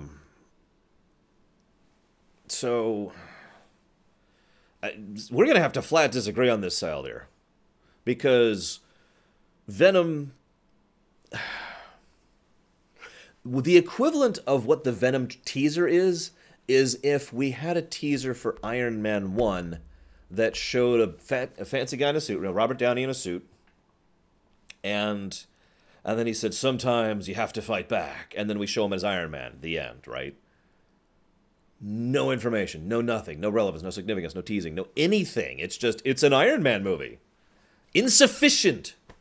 I'm sorry. I stand on this point, absolutely. That is insufficient. If that's all you have to say, if the only thing you're telling us is, we're making an Iron Man movie, or we're making a Venom movie, you are wasting time and money. Get the hell out of your job and find a new one because you're crap at it. I'm sorry. This actually pisses me off because I know how much money those things cost to make. It's a lot. And all that money is being burnt. Oh, yeah, that's another thing. And I'm sorry, several people in chat have pointed this out. You have to believe me because chat's been off for a bit. They didn't even show Venom at all. For God's sakes, they even showed Venom in the Spider-Man 3 teaser. And that was terrible. Well, I mean, whether the film was terrible or not is up to you. But, you know, Venom was terrible in Spider-Man 3. I think I can say that pretty definitively, you know? God damn.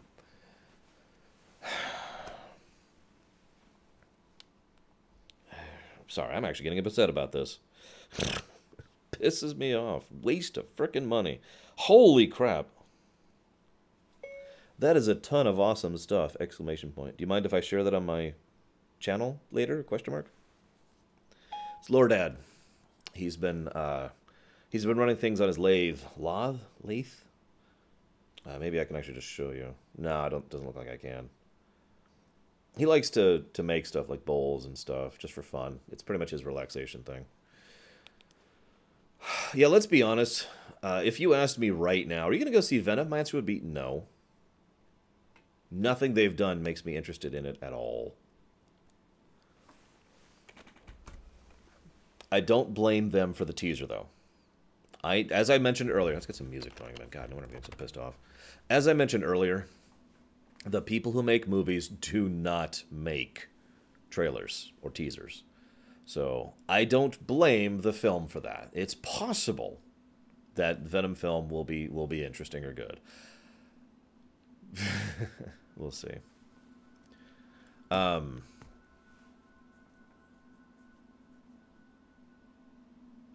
done. I don't have anything else to say. I'm sorry. I do.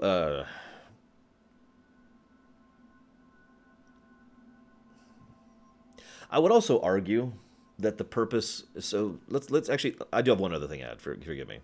I forgot to put the topics up today. God, I'm an idiot. Let's go ahead and take a step back for a second. I do want to mention one other thing. If you're going to tease, the only real reason, okay, I mentioned the only purpose in a teaser is to tease you, but at the same time, it is my opinion, professionally, I want to stress this, like, okay, if I was in charge of making Primus the movie, God, that'd be awesome. If I was making Primus the movie, and the studio's like, all right, we want to put out a teaser, and we want to put a trailer, I'm like, hang on. I would want, professionally, artistically, I would want them to do this in a very specific manner. Because, I would go ahead and make the teaser the announcement. Now, this is important, because you might think, well, isn't it? No. We knew about the Venom movie a year and a half ago. Teasers aren't used as announcements most of the time. Sometimes they are. But, for the most part, they are not. So I would have the announcement be the teaser, first of all. Let's connect those two things together and make it have an additional relevance right there. I would make sure that it only shows a couple of little things about the general concept. Yeah, exactly. Gotta have airships, man. With the ping scene. And, yeah, that's true, Max Time. I wasn't even talking about, like, it's been official for a year and a half. I should phrase that more accurately. And I would want the teaser to come out pretty much right before the trailer. Which is funny, because that is actually exactly what they did with Han Solo's movie. They made that move correctly. I will say that. Even though I didn't like the teaser or the trailer for Han Solo, they at least produced it correctly. Here's the Han Solo teaser during the Super Bowl, no less. I wouldn't do that. That's way too expensive. But, here's the teaser. Tomorrow's the trailer. But the only way that works is if the trailer has a little more significance to it. Because there needs to be some... I know this sounds weird, but a trailer needs to have a little bit of meat to it to be relevant. And let me be clear, I do understand that that's a difficult thing to pull off, because we don't want to spoil. I think we're all in agreement that a trailer should not spoil. And the funny thing is, I've heard a lot of different arguments about this and the two kinds of spoiling that trailers do. And it's funny, because everyone talks about the first kind of spoiling, but very few people talk about the second kind of spoiling. The first kind of spoiling is obvious. It was coming soon in a new movie. It was his sled. That's the first kind of spoiling. Duh. The second kind of spoiling is showing the money shots in the trailer. I bet a lot of you can think about several trailers that, even if they didn't spoil plot elements, spoiled money shots, right? I can think of one right now, off the top of my head, Transformers 5. The trailer for that actually showed several money shot scenes. And I know this is kind of a technically, but from a production standpoint, from a presentation standpoint, that's still a spoiler, because you're spoiling an awesome scene. You're putting that awesome scene right up front and saying, look, a money shot is the shot in a show or a film that takes a ton of money. You dump money onto this shot. That's the money shot. Have you ever seen Deep Space Nine? Because that's actually the first example that comes to mind. But I just mentioned Transformers 5. They showed frickin' Unicron, or not Unicron, sorry, Cybertron colliding with the Earth, and the giant fight scene between Optimus Prime and Bumblebee, and they showed that in the trailer. Those are good examples of money shots. You don't put that in the trailer. Now, it's funny you say that, Hazardous, because I was actually talking about this and thinking about this just this last week. In my honest opinion, if I had the power and the money to do my own movies or films or whatever, or TV shows or whatever, I would want to do new footage. I would want to make additional footage, and I would plan for this in ahead. It wouldn't actually take that much additional money or time if you plan it right. If while you're doing your shoots, you plan to also do this scene and also do this scene, and then completely pull those out of the movie and put them just in the trailer. Unique footage just for that. Bam. And you can use those as a way. So there's nothing spoiled, but you could still show those as a way to either show characters or show the presentation or what direction you're taking it in, or maybe if you're deliberately trying to misdirect, you could do that with that. You know, you could plan this out, and it would be a lot cheaper than what they're doing right now, and then it would actually be purposeful. No, that is not false advertising. In fact, you may not know this, but a lot of people, both in terms of movies and games, used to do this very normally. So, yeah. Anyways, so, by the way, to give you an idea what I mean by misdirection, I know most of you probably don't remember this, but there was a specific Matrix trailer, which was effectively a massive misdirect.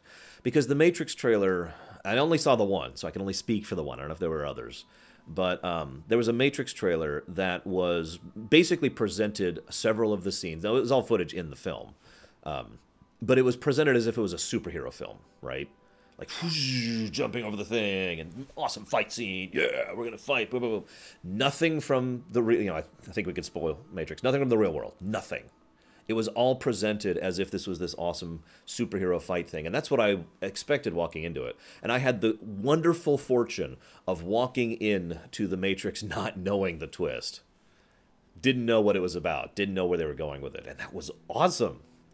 I know a few friends who didn't have that same fortune the first time they saw Matrix. But yeah, that was great. That's how you do misdirection right with a trailer. Because it wasn't actively lying, it was just presenting... it was deceiving, not lying. I'll use my own terminology here. So... And I think we'd all agree the first Matrix is pretty awesome. The other ones get more debatable. That would actually be kind of funny and awesome if they did that, Leander. But I guess we'll find out when it comes out. I don't even know if I'm going to see it. Depends on my friends and family. So, I guess I'm done. I'm done for real this time. For realsies. Let me go ahead and mute this. Here, I actually have some Kingdom Hearts music here, which we'll switch over to. Yeah, we discussed Solo. Let me get down here and unmute myself. So, Lore, I just want to say, your comment about flat earthers is an insult to my people, and we will not be ignored. We will not be denied. Oh my God, I knew it. I knew you were secretly a faux flat earther. Well, it's okay. It's okay. I understand that you're just trying to fake it for attention because you don't actually believe that because you're not that stupid. Nobody's that stupid, but I understand. I appreciate what you're doing. I don't want to take away from your media money. Big Round Earth is lying to all of you. You're all being deceived. How's his volume, guys? Because I know we've had issues with this in the past.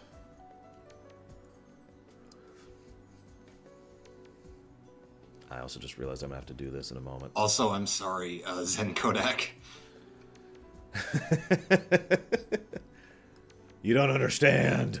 There's flat. I mean, if I drop a fish, it doesn't drop an inch to the right or left. It drops right below where I drop it. So obviously... I can't even fake that. Holy crap, Jesus Christ, dude. What? What? The fish thing. Look, it's proof! It doesn't go anywhere. It just flops straight down. Proof positive. Wake up, sheeple. I hate that phrase, by the way. Like, anybody who legitimately uses the phrase sheeple, and as in, like, legitimately stating that, I have a new colony on Pluto that is perfect for them. So, Raxaimus, actually, before we do this, if I could just share one thing really quick. Go for it. Now, admittedly, I was kind of tired and a little bit burnt out on a lot of other things, but when I woke up and actually your Twitter notifications were what notified me about the two trailers we had. Like, retweet, tweet, like. Yeah, pretty much. Yeah, it was on fire that night. But anyways, I got on my watch and I was like, okay, that's cool. And that was pretty much my reaction at the time. And then someone... I want to share something after you share your thing, okay. by the way. So as someone in Discord's like, oh my God, are you going to totally talk about the Kingdom Hearts thing? And I was like, I guess I could. What? I mean, I guess. I don't know. Might be worth talking about. There we go. What's your thing? So, I don't know if any of you guys actually follow any of the big Kingdom Hearts Twitters, not like the official ones, but people in the community. But I was actually in a Discord call for most of the night, basically to, keep me energized, keep my sanity. Because usually these big events really fuck with my nerves. Excuse my language. But sorry, PG-13 warning now that Rox is here. For those of you who watch this with your kids. I'm sorry. They really screw with my nerves because, for those who don't know, it was like 12 hours of just solid, stressful, write article, get it out in a strict time limit. Write article, get it out in a strict time limit, stuff like that. But once the event actually started, once the Kingdom Hearts thing started, people were like, oh, Nomura's on stage. Tweet a fake picture of Nomura. Oh, look at this leak. It's actually Naruto in Kingdom Hearts. Oh, look at this leak. It's actually, I don't know what the hell else was in there. I remember there being a barrage of fake news there for a bit. But it was hilarious, and I actually tweeted this out. But I said I just want my news, but this is goddamn hilarious, basically. So here's my thinking on the format here. I'm just gonna let it play, and I'm going to not have the music playing because I can't. For the first one, you can. For the second one, you shouldn't until the Riku scene because they just cut it off there. Right. So there's two. Right, I forgot about that. Hang on, I gotta find the other one. Yeah, there's the theme song thing. Hang on. So I got the 4-minute one, which is the one I really wanted to talk about. That's the one I thought had some significant meat to it. Do you need a link to Yeah, go and just give me a link, because I'm not seeing it for some reason. Sure, let me... I know what you're talking about. It's the music one, and it's the one where Scroll up. Who the hell is this guy? Scroll up. Oh my god. I know, right? It's been a little busy today. By the way, since we're talking about trailers that are done by marketing departments, here are some that are not done by marketing departments. Nomura actually directs these himself. In fact, I meant to bring that up, but I just got on a rant because we were mostly talking about movie trailers. But I will say that Kingdom Hearts gaming trailers have been pretty consistently good forever. Literally since Kingdom Hearts 1. So, credit where the credit is due there. Where are you linking it? And just a PM to you. That works. Oop. Mute, mute, mute, mute, mute, mute. Okay. What? I do not need that crap in my life right now. Do you know how irritating it is to edit a 2-hour video to get rid of 40 seconds? I do. Hi, Darkrai. The language I speak is English. Thank you very much. So that's the only fake language I can do, guys. I can do Imperial, but I gotta be looking at because I don't have it memorized yet. Okay, so let's pull this up. Whoops, that's wrong. Why is that there? Oh, that's why that's there. Okay, there we go. Now let's put this up. There we go. That's what I wanted to do. So here's the theme song. I can do a poor man's impression. No, that's okay. I'm still scared that they'll do it for that. All this is in Japanese, of course. So... we won't be hearing anything. But here we go. Kingdom Hearts 3 theme song by Utada. And I want to stress by that really quick. I don't actually have anything against her. Not really. And by all rights, the song is actually pretty good. Except the piano chords that they do are actually on the swing beats, not the main beat. That throws a lot of people off. Yeah, it is a little off. But shrug. I don't dislike it. I don't like it. I haven't really made an opinion about it. So here's all footage we've already seen. Yay. Noticeably, they've touched up a lot of footage. Well, I was actually going to point up something really quick here. So you notice, and I don't know how different this is because I haven't had time to go back and analyze this, but I want you to look in the lower left here really quick. I know it's kind of covered by the thing there, so whatever. I'm having to poor man this because my YouTube capture is going on the fritz right now and I haven't had a chance to fix it. But anyways, if you notice, so that's touched up, I'm pretty sure. Based on how it used to look. Since 2017, they've gone ahead and they've put in the Kingdom Hearts 2 style per realm for the thing, command menu. Which I like a lot, by the way. I love that in Kingdom Hearts 2. But what's also cool is you notice they also did, which I believe Kingdom Hearts 2, there we go. We'd see we're in a fight now. Rewind again a second there, because you can see it's nice and blue, and then it switches to red like that. There's even a new graphic in the background for that as well. So that's cool. I like that. Switch over here. There we go. Now, this is also a weird one, and I'm not sure what to make of this, but I want you to pay attention to Sora in the lower right here. Actually, let me adjust this a little bit so you can see Sora a little bit better there. Just look at him very carefully for a moment. Now, just keep watching him. Do you notice how he shifted there? I don't know if that's in combat or out, but you'll notice he has another shift there. Did you see that? One more time, just in case you missed it. So there's Sora. Hey! And then there's Sora. Ugh. And then, completely different Sora there. Now, I've already heard some people theorize on this, because we know the first thing we're doing is this. We know the first thing we're doing is the Hercules thing. I'm wondering if we're going to have another thing like we did in the beginning of Kingdom Hearts 2, where, you know, it's like, hey, I'm Sora, and, you know, I need to get clothes to be grown up because these don't fit me anymore. Clothes, upgrade, graphic style. Something along those lines. As you can see, Raxaimus is furiously typing to tell me how stupid and terrible I am about this tiny theory. One person in the Discord chat actually, you know, when I was typing up my articles, I'm like, okay, I can mute myself, and she was like, no, it's actually really calming. Thank you very much. Now, there's other things that are possible here. This could be more significant. It could be that Sora's literally going to change with or without the, 5 people in his heart right now, something like that. Anyways, most of this is just cool stuff, and that we've already seen. I just wanted to point out some of the polishing that they've done to the interface. I don't know if they've touched up young Xehanort yet. I haven't been able to do a side-by-side. Do you know anything about that, Rox? They touched up young Xehanort, they touched up Xemnas, and if you look at the Olympus Coliseum thing where Sora's fighting the Big Heartless, they actually touched that up as well. Which is right here, I believe. Yep. Okay, yeah, I can kind of see it now that I'm actually looking at it. It's only for there for about a few seconds. But yeah, it looks like they did go do what I call a polishing pass here, which is good. And the Toy Story stuff still looks amazing. I'm still blown away by it. It's rare that graphics blow me away, but holy crap. So yeah, this is the quote-unquote big news. Monsters, Inc. is in. Oh yeah, and he's there, but we'll talk about him in a second. Before I say anything else, viewers and Rox, Monsters, Inc. I'm excited for it. More than that. Keep going. Okay, fine. Keep going. Fine.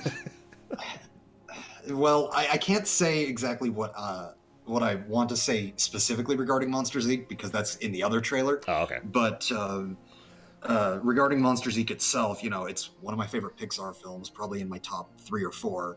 And while I would have preferred they just kept it to Toy Story for the first game they introduced Pixar in, I can't say I'm you know, I hate Monsters, Inc.'s inclusion in this.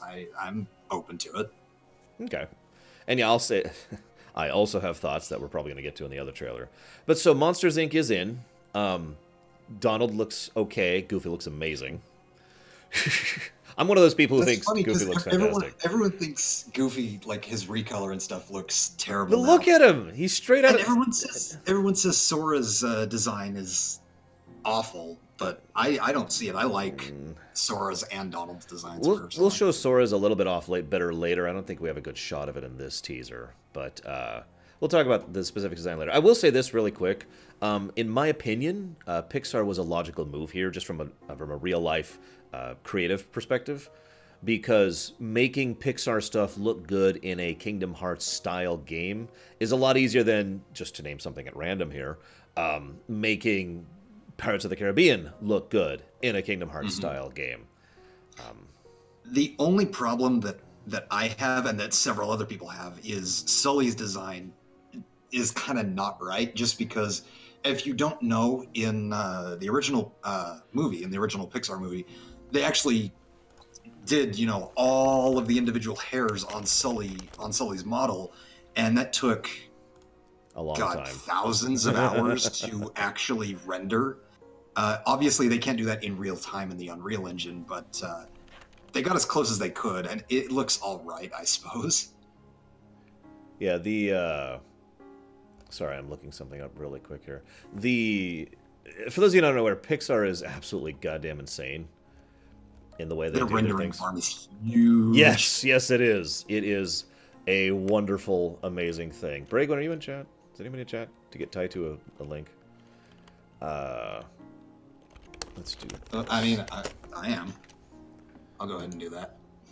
Looks like I don't have the image I Nice. actually want. I was looking for a specific image here. It doesn't matter that much. I mean, okay, here, look, I'm going to drag this over here. You should be able to see this. You can kind of tell the difference there. It is pretty mild, and I would say it's completely acceptable, but the one on the left is the one you care about most, obviously. I just want you to look at the spots on his arms, because that's where it's most obvious, because you can see the spots are... The hair there is colored differently, and you can kind of see that as it blends out, but if you look here, you'll notice that it's a lot more polygonal, I guess is the word I want to use there. But I'm still okay with it. I just think if they were going to go... This kind of ties in something. I think if they were going to go with any given other Pixar thing, I probably wouldn't have picked this first. Of course, you all know which I would have picked, so I'm not going to go into that. Boop. So there's Mike Wazowski. So Vanitas is back. I'm not happy about that. I'm just going to say that right now, and we'll move on. Depends on what they do with it. Yeah, honestly. Like his design bugs me. Yeah. His inclusion just right off the bat makes me apprehensive. Yeah. I'm really scared. So I don't think I have subtitles on. Hang on. No, the subtitles should be hard coded into the video. They should. Hang on. Let's see if they show up here. Come on. I can't tell if you're talking because you're looking away from me. Say something. There we go. Okay, we have subtitles. We're good. So, yeah. And of course, it's Kingdom Hearts, so everyone takes forever to talk. Yep, okay. So, this is actually the first interesting note. Now, I've heard several people say, paraphrased, Keyblades can break? But maybe... Well, yeah, the Keyblade broke. I mean, yeah. That's kind of the whole point. I mean, yeah, I suppose I'm the weirdo because I look at this and I don't think this is particularly surprising. In fact, that is totally logical to me, that a Keyblade can break. It's literally a physical manifestation of your goddamn heart. Yup. Breaking people's hearts, even ignoring the phrase in real life, has been something that villains have tried to do in this series. Now, why it broke is a much more interesting question. Symbolism. Well, so let's go ahead and Riku's old self is broken. He's abandoning it, and he's leaving it for the other me. Oh yeah, this is Riku, by the way. This is his new redesign. He goes through a lot of redesigns. Can I unmute this yet? Nope, still can't unmute it. Noctis. Yeah, okay, I gotta say... yeah, his hair is different. Yeah, his hair is very... In fact, he looks sufficiently different. Now, granted, I first woke up when I saw this, but my first gut reaction was, who's that? And I don't mean that like as an insult. I legitimately was wondering who Mickey was talking to in the Realm of Darkness. And then I, was like, well, hang on, he's got that sword, and he's talking to Mickey, he probably is Riku. But I legitimately didn't recognize him at first, and I have no problem admitting that, because he looks really, really different. Look at him. So, can't use this Keyblade anymore. Might as well leave it here. For the other me! Dun, dun, dun! Now, obviously, people have been theorizing on what the hell that means. That's the end right there. Rox, what's your thoughts?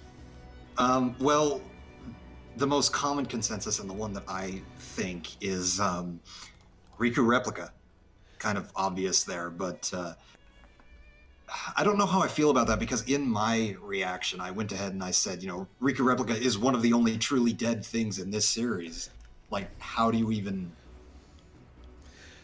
Now, let me go ahead and say... go ahead. Although, if you think about it, like, there was this whole conversation in Chain of Memories that the replica said, where will I go when I, when I fade away? Yeah, I do remember that. They're in the realm of darkness. Maybe he actually, survived, quote unquote. I also find myself wondering what the hell Riku's doing here with Mickey. I mean, I have a theory on that. Okay. They're searching for Aqua. Ah, that's unfortunate. That's what it is. They said that in 2.8. Never mind. It's nothing interesting. Move on. I was hoping for something interesting. Sigh. Where the hell is this song? There it is. God, I'm trying to find this freaking song. Anyways, so yeah, they're looking for Aqua. That's a shame. I was really hoping... Well, I mean, I guess this still could be true. Basically, I'm hoping the Riku scenes are not just cutscenes. Oh, no, I don't think they will be. I mean, considering this is, you know, just Riku and Mickey, and there's no presence of like Sora or anything. Obviously, it's from their point of view, so I think we're gonna get little snippets of Riku gameplay. Maybe like an hour or two just of it right there, kind of like the Roxas sections in KH2, but instead of at the beginning of the game, it's gonna be towards the middle. Yeah, I would also love it if they did some Princess Peach sections too with Riku. Mm-hmm. Just every now, for those who don't know what I mean by that, it's a Paper Mario phrase. Basically, every now and again you cut over to someone else and have basically different gameplay to show a different perspective and advance the story. Considering he's giving up his Keyblade, we might get that. We might get the first Keyblade wielder to not wield a Keyblade. Exactly. That's really what I'm hoping for here, and I really hope that that's true, because that would be kind of awesome if they actually pull it off. But anyways, so I'm kind of wondering how they'll do magic in that case, though, because Keyblades are basically an implement in Kingdom Hearts terms. So true, but we have seen people who aren't Final Fantasy or Disney people who can use magic without them. I point to Ansem as a good example. True. I'm not saying I fully agree with you, but it would be. I'm just saying it's still totally possible that we could basically be playing Ansem gameplay-wise and still make it work. I really hope they make it work. How apropos. Yeah, I know, right? Oh, that would be awesome. That is my actual hope, Shadow Machine, that we have Sora playable, Riku playable, KHIII playable. I'd want all of them to be playable, but realistically speaking, those three as playable, and having them be different, that's important. Having them play different would be awesome. Just as long as they don't do the you know, one storyline, another storyline, another storyline. No, yeah, I don't. Sort of thing I don't you want can select. I don't want Birth by that. Sleep. No, I want Paper Mario, like I already just said. Now, the other thing I wanted to mention about this, so we already talked. It might be Repliku. It might be Aqua. Might be the one he's leaving it for. The other phrasing there makes me think it's not. But go ahead. Well, let me just go ahead and start by saying that I hope it is not Repliku. In my opinion, that would be not cheap so much as just not good, if that makes sense. Yeah, bringing Vanitas back already kind of stretched my disbelief. Repliku would break it. Yeah, we're already bringing too many characters back. You guys all know my opinion on, you know, let character death be permanent, god damn it. And bringing characters back too much, in my opinion, absolutely cheapens it. So if they're just doing this to bring back Repliku, I mean, it's also worth noting how many people are fans of Repliku. Right? Yeah. I mean, I'm not saying there aren't fans of Repliku. I'm just saying he's only in one game, a game that is not considered that well beloved by the general populace and by the general fan base. If you're gonna bring someone back, don't bring back frickin' Repliku. Bring back Xion. But anyways, no. But more to the point. Well, that's actually, you know what? That's another thing. If I could just keep talking about this for a second. Repliku was completely contained within his game. Xion has continued to have an impact up to the now. And I think that's the difference right there. Xion probably should stay dead, if I'm being honest, as much as I don't want that to happen. Oh, poor Xion. But she probably should stay dead. But at least she's still having relevance.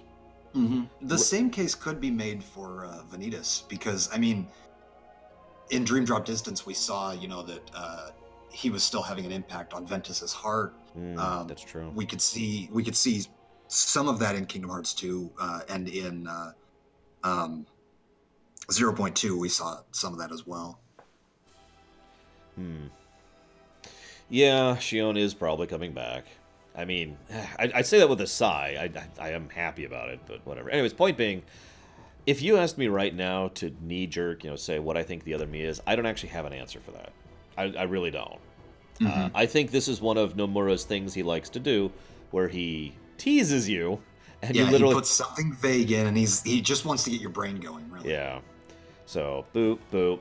Here's the other trailer. I believe I can unmute this one. Hang on. Yeah, this one you can unmute. Okay, so I'm going to go ahead and kill the music for this. And play, whoop, and hit the wrong button. That's what I'm going to do. Hey, look, it's Marluxia. Or Laurium. I hope it's Laurium. Because that would make more sense. Don't assume your dreams are just fantasy. If you can imagine a world, believe in it, and dive in. That's basically... AKA, yeah, that's the new tagline, let's be honest. Yeah, that is the tagline for 3. It has been pretty much since they introduced it. So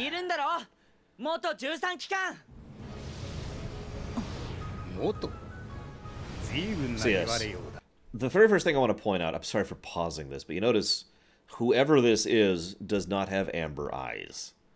First and most obvious thing about him. Now, he could be Laurium, he could be Marluxia, he could be... Let's just run down the possibilities from what we know right now. He could be Laurium, very easy and simple explanation. He could be Marluxia, but I have no idea how that actually be possible. It would only be possible if we didn't kill him at the end of Oblivion, or excuse me, Castle Oblivion, even though we fought him like 3 times. He could be a Data thing, because that is a thing, and that's also pretty much my main theory for most of these characters. Or it could be time travel. I don't think it's time travel God, in this case. I really don't, not. because I just considering the nature of nobody's in the setting, the possibility that it's time travel is damn near minuscule. I mean, I think that it's honestly somewhat of a Zigbar situation. You know, he died, he came back to life as a somebody, and then he was basically re-nobody-fied, I suppose you could say. This is just impression, but I was under the impression that he was never nobody-fied. I shouldn't say never. That in Dream Drop Distance, he wasn't nobody-fied. He was wearing the cloak.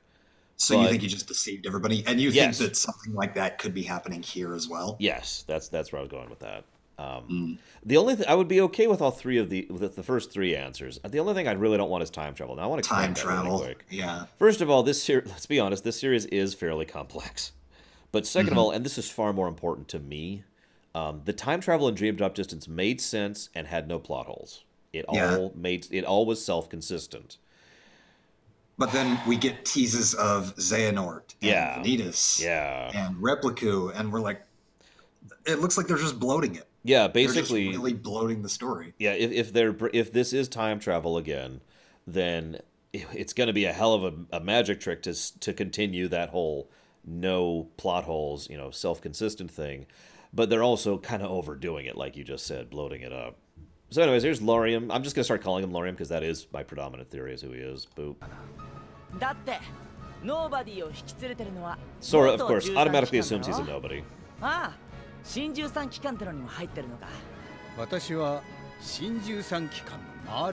So this is the other point of note for Laurium here.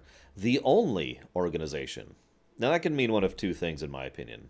And I would like to hear your thoughts on this, Rox. First thought is obvious. That they're referring to the true Organization 13. The Xehanort organization. Yeah, the one that was always supposed to be Organization 13, and the other one was just like a beta or whatever. Now, I've had a secondary thought, and I think you're actually going to bring this up. He is being petty, and he's got his own organization, but he refuses to acknowledge Xehanort. Yeah, that is exactly the second point I was going to bring up, that there is actually a third organization, which may or may not be an Organization 13. You notice they actually don't have the number 13 there, which I only point out because if you remember in 2, they made a point of adding that 13 in almost every time they said it. It actually got kind of weird. They kept saying Organization 13, Organization 13. Anyways, so yeah, he could have his own organization, or be a part of a completely separate organization. I was going to say, the only thing that would kind of place that into the realm of, I don't necessarily believe this, is he uses the term serve, whereas he's not, or he was the leader of the other one, he was the leader of the coup. Yeah. And unfortunately, right now, and I actually have a feeling in the next year, I hope that Kingdom Hearts Unchained will give us a little more insight into Laurium, because we actually know really, really little about Laurium. Whether this is him or not, the actual Laurium we know almost nothing about, except that he's probably a murderer. That's about it, and even that's a maybe.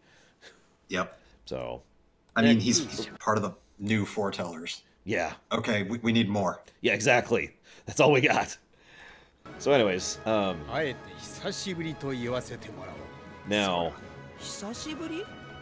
Sora doesn't recognize him. What do you think? Now, okay. One of the comments I've heard is that this is after Dream Drop Distance, which it is. And this is after the point at which Roxas transferred his memories. What I think happened was Roxas only transferred his most prominent memories. Whatever remained of Xion, everything with Axel, everything regarding Xemnas.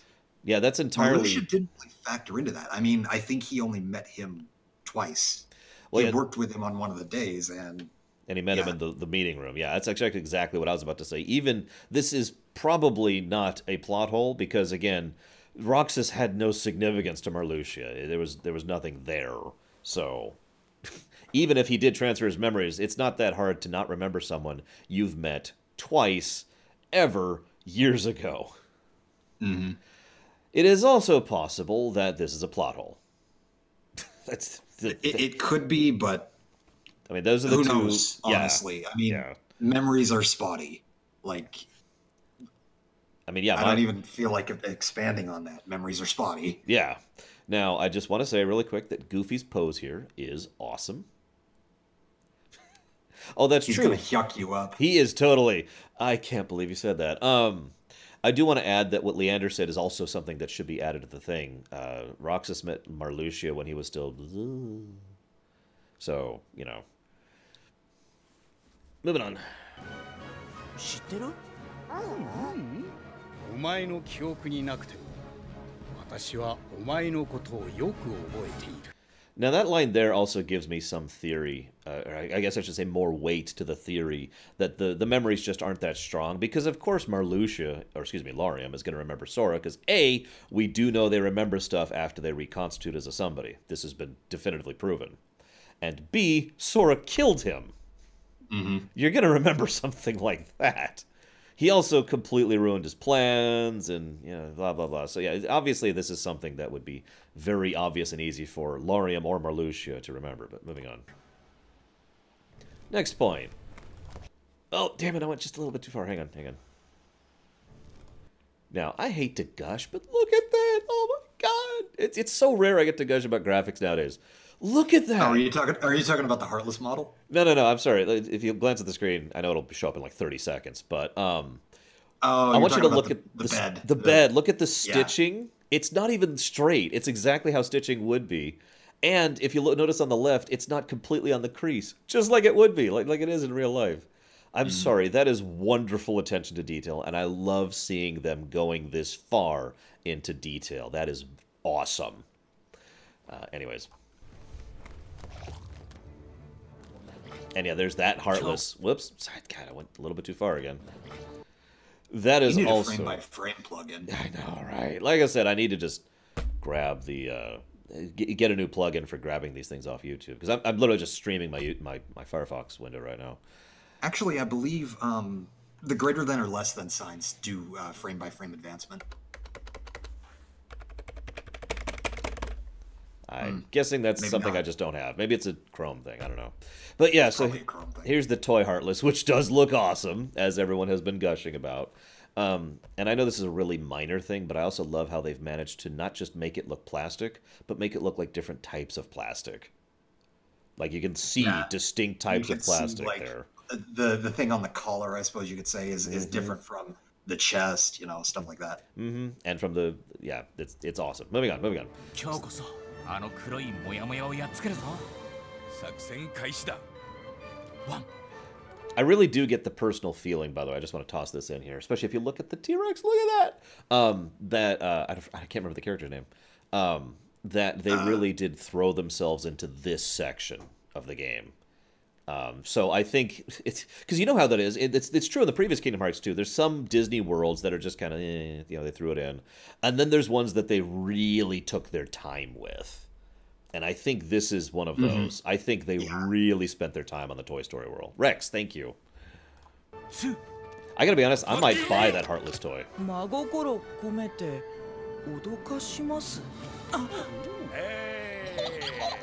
So, oh damn it, God, friggin'. Here's a good shot. It's kind of in motion, but you can see the fur here. And this is why it doesn't bother me that much, because this is still pretty damn nice attention to detail for a PS4 game, you know? Right. But here we are, the Monsters Inc. section. Dun-dun-dun! Monsters Inc. is in. Guys, all 5 years have been leading up to the modeling of each hair on Sully's model. I knew it! Okay, so here's Sora's model. This is probably, I know this isn't the best shot of it, but whatever. I don't care for it that much, but I think most of the reason why, and this is just I'm not into the fur on him. It doesn't work for me.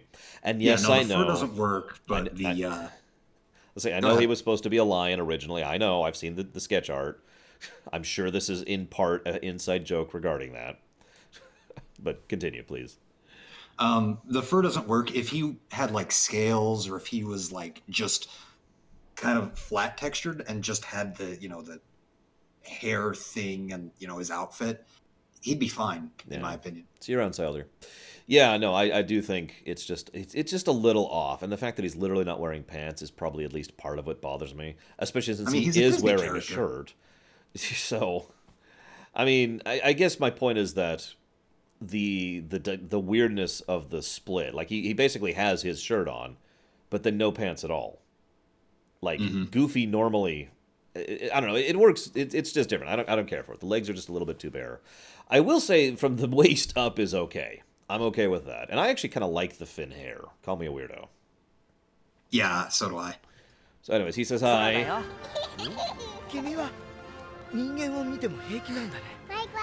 Now, I'm sorry. That's actually a nice little point there. You guys aren't afraid of humans. I only bring that up because that's a nice little point to mention as a way of segueing into the we're not from around here kind of a thing. Because obviously they aren't. And I only bring that up because most Disney and Pixar worlds don't have innate rules in them that the heroes wouldn't know about and thus would immediately oust themselves as not being around from there. So on that one point, I think that is kind of clever that they bring that up here. In case you guys didn't catch it, by the way, the mention of not being afraid of humans and the work being done on the we scare because we care sign outside proves that this is after Monsters Inc. Yeah, sorry, I should have actually pointed that out. Thank you for bringing that up. You'll also see like a laugh power meter and a few things in the scare floor that solidify that as well. Now, that's not just cool, because I do like that kind of continuity. Because remember, almost every other Disney thing is just repeating the movies, which I can't stand. So it's cool because they're finally following the movies and doing something new with it, theoretically. But it's also cool because we know they're already doing this with Toy Story as well. Toy Story is supposedly canon, and will actually be in between. These events will be in between Toy Story 3 and Toy Story 4. Toy Story 2 and 3. Oh, is it 2 and 3? My bad. My bad. Sorry. During the, 11-year gap? Something like that? 7-year gap? Anyways, so I like that. I think that's a great direction for the series to go in, and I'm super happy that they are theoretically not aping on the movies, because I'm just so tired of that. They're doing the same with Big Hero 6 and Monsters Inc. Like, these are actually going to be basically sequels. Yeah, which is awesome. So, you like this Donald picture, by the way. Okay, moving on.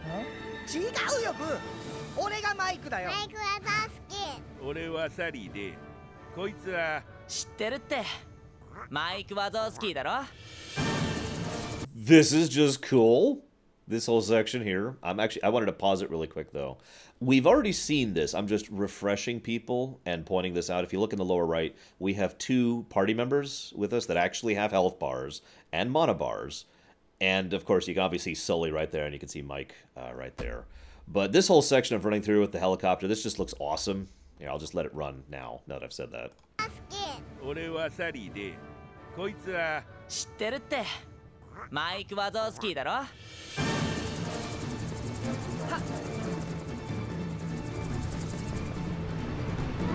And once again, we can see the scope and scale of the levels is much bigger. We've kind of already seen that, but this is just more of it.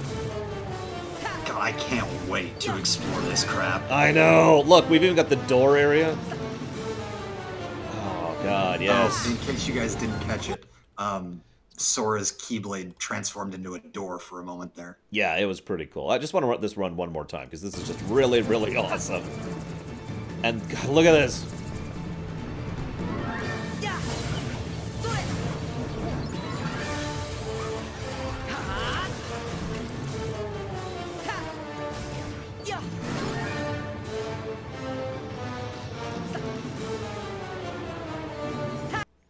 Now, I want to point out one other quick thing really quick. You'll notice that what effectively look like the triangle commands are back. We kind of already knew that. I'm just refreshing people on it. You can see in the lower left there, there's actually one that says take cover, if you can't read that, in nice big bright green. So before I move on, any additional thoughts, Raxaimus, on the Monsters, Inc. section? No, it looks big and awesome, and I can't wait to play it. Yeah, I admit I'm very excited about that. Do you want to talk about the doors thing here? Uh, what specifically? Like, Okay, so you and I have already talked about this in Discord. One of the things, okay, so one of the things I'm really big on for something like this, for this kind of fan fiction or crossover endeavors, you have to do something with it, right? Like, I know I'm that way about everything, but oh, so you think like the doors are actually going to be utilized to kind of expand the Monsters Inc. World beyond just the facility itself? and in addition to that, I think that would be a good reason why Xehanort might be interested in this place. Right. Yeah. Having these doors as a way to get from point A to point B is something that would be a huge boon for his efforts. Now, I don't know if they're going that way with it, in either the direction of expanding Monsters, Inc., or in the direction of Xehanort being interested in it, but I will say that at least there is some legitimate purpose that Monsters, Inc. could, hypothetically, serve to the Kingdom Hearts story, not just within its own story. Yeah, I honestly think that could be possible. And as we'll see in an upcoming scene, or maybe we saw it in the other trailer, Vanitas actually holds up one of the laughter canisters. So I think that not only are they possibly using basically the portal, quote unquote, aspect of Monsters Inc., but I think that they're implementing the core story element of Monsters Inc. With Xehanort's plot. How that's going to impact that, I'm not sure, but I'm all for stuff like that. Oh yeah, absolutely. Also, thank you for pointing this out. Look at Mike Wazowski's portrait in the lower right. Yeah, he's doing the scare thing. But yeah, this could be a hub world. There's just so much awesome stuff here. And also, Leander points out something, and I actually want your thoughts on this too, Raxaimus, because you've had your finger on the pulse of this a little bit better than I have. What do you think about the possibility of the majority of the 3 worlds being in the Realm of Darkness? Because I've heard that theory tossed around several times, but I haven't seen a lot of weight behind it, other than the obvious fact that they've never done this before. Well, I think this one is a bit of an exception for something that shows up later in the trailer, but I do think that is quite possible, just because of what we've seen thus far. I think that they could be in the Realm of Darkness, sort of. Yeah, that's true. There is also the in-between, which this could totally be a thing. Also, I need you to ban Darkrai from my channel forever and ever and ever. If you haven't read his comment yet. Oh my god. Okay, so then we're going to see just some gameplay for a bit here. Oh my gosh. Okay, so first of all, you'll notice that we have Eugene and Rapunzel. I've only seen this movie once. Give me a second. I have not seen Tangled, so... You should. It's not I'm great. more blind than you are when it comes to this. But yeah, so you can see Eugene is in the party in addition to Rapunzel down there. And of course, we have the command menu thing difference. Awesome.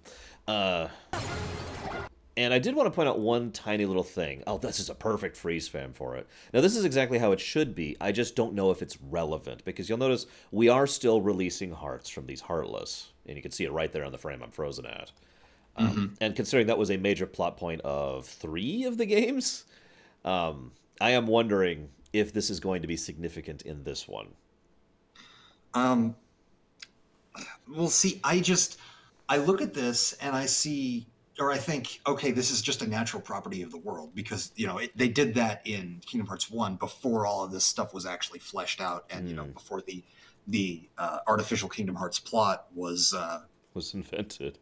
Was invented, yeah. Yeah. So yeah, I think it might just be more world building, but the possibility of starting something like that again is on the table. I mean, Sora even said, what is the organization recycling ideas now? And also, it's really hard to see, but if you watch the lower right, you can see Eugene's right next to Sora there, and the lower right is Rapunzel. You can see her moving. You gotta kind of watch it, because it's very fast.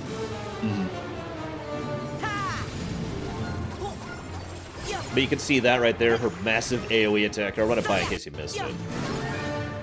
But she swings her hair around in a frickin' whirlwind. It's awesome.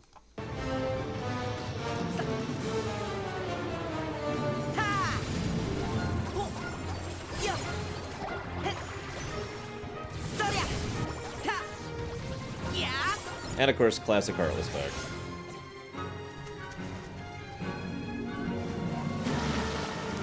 So this is an interesting one. Ariel as a summon.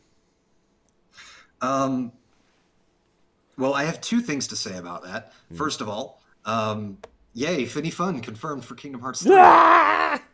You will not get me to sing it this time. No amount of donation incentive. Secondly, I don't think Atlantica is going to be a world. I really don't. And thank God for that. But it looks like they're going ahead and they're really implementing a lot of mechanics from the different games. You know, they've got flow motion from Dream Drop Distance. They've got open world gummy ships, which isn't shown in this trailer, by the way. But that's a whole other thing. But there are open world gummy ships in the game. They've got summons. They've got the command thing from Birth by Sleep. The command thing. They've got dive sequences. You know, it looks like they're taking basically the best elements that they've got in each of the games and just meshing them together. Which it sounds awesome. Amazing. Yeah, awesome. I'm with that. Let's do it. Oh yeah, that's right. Shotlock is also in from Birth by Sleep. Yeah, Shotlock too. Yeah. So here I'll actually show you now the actual summon.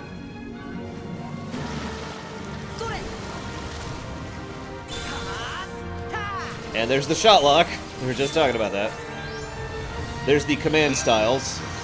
Sora was swimming back there for the first time since KH1, if you don't count it. But interesting little detail. Oh yeah. This is all just pure joy. I don't have anything to say about this. This is just awesome. Everything here is just awesome. Look at this. Look at this.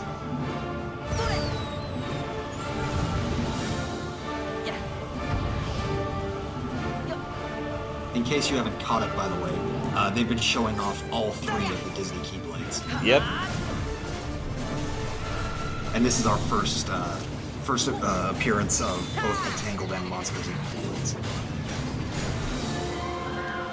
So, okay. Basically, all of this is just cool factor. I don't have a lot to add here, other than what Raxaimus just said, obviously. Someone in chat already said it, but I just want to say, Ariel finally got out of her world. Now, I do want to share a quick fan theory. And when I say fan theory, I mean fan want. What I want is for our summons to be at least one major character from the previous Disney worlds that are not in this game. I like the idea. So, like, let's bring in Ariel. Let's bring in Aladdin. Let's bring in Jack Skellington. Yeah, exactly. I want that. Let's bring in Mulan. I think that would be cool. As a nice way to show where we've come from, because one of the things they made a point of in Kingdom Hearts 2, a great example, Lion King. You know, we got there and it's like, oh my god, and Simba immediately recognizes us because of the summons in Kingdom Hearts 1. I like the idea of that following forward and us bringing them into what is effectively the conclusion of this story thus far. That just sounds awesome to me. So I hope that's a thing. We'll see. I mean, Kingdom Hearts 3 already it feels like the celebration of the series. Exactly. Everything that's come before. Exactly. Wrapped up, Yeah, Mushu also remembered Sora, you're right. God, even the rubber balls look amazing. But there's one last thing I wanted to point out from a story theory crafting thing. So this is obviously Toy Story World. You can tell by the lower right, if nothing else. This whole cityscape fight scene looks just incredible. And I wanted to once again stress the scale of it. Look how huge this battle arena is. That's awesome. But what I also want to point out, what the hell is going on here?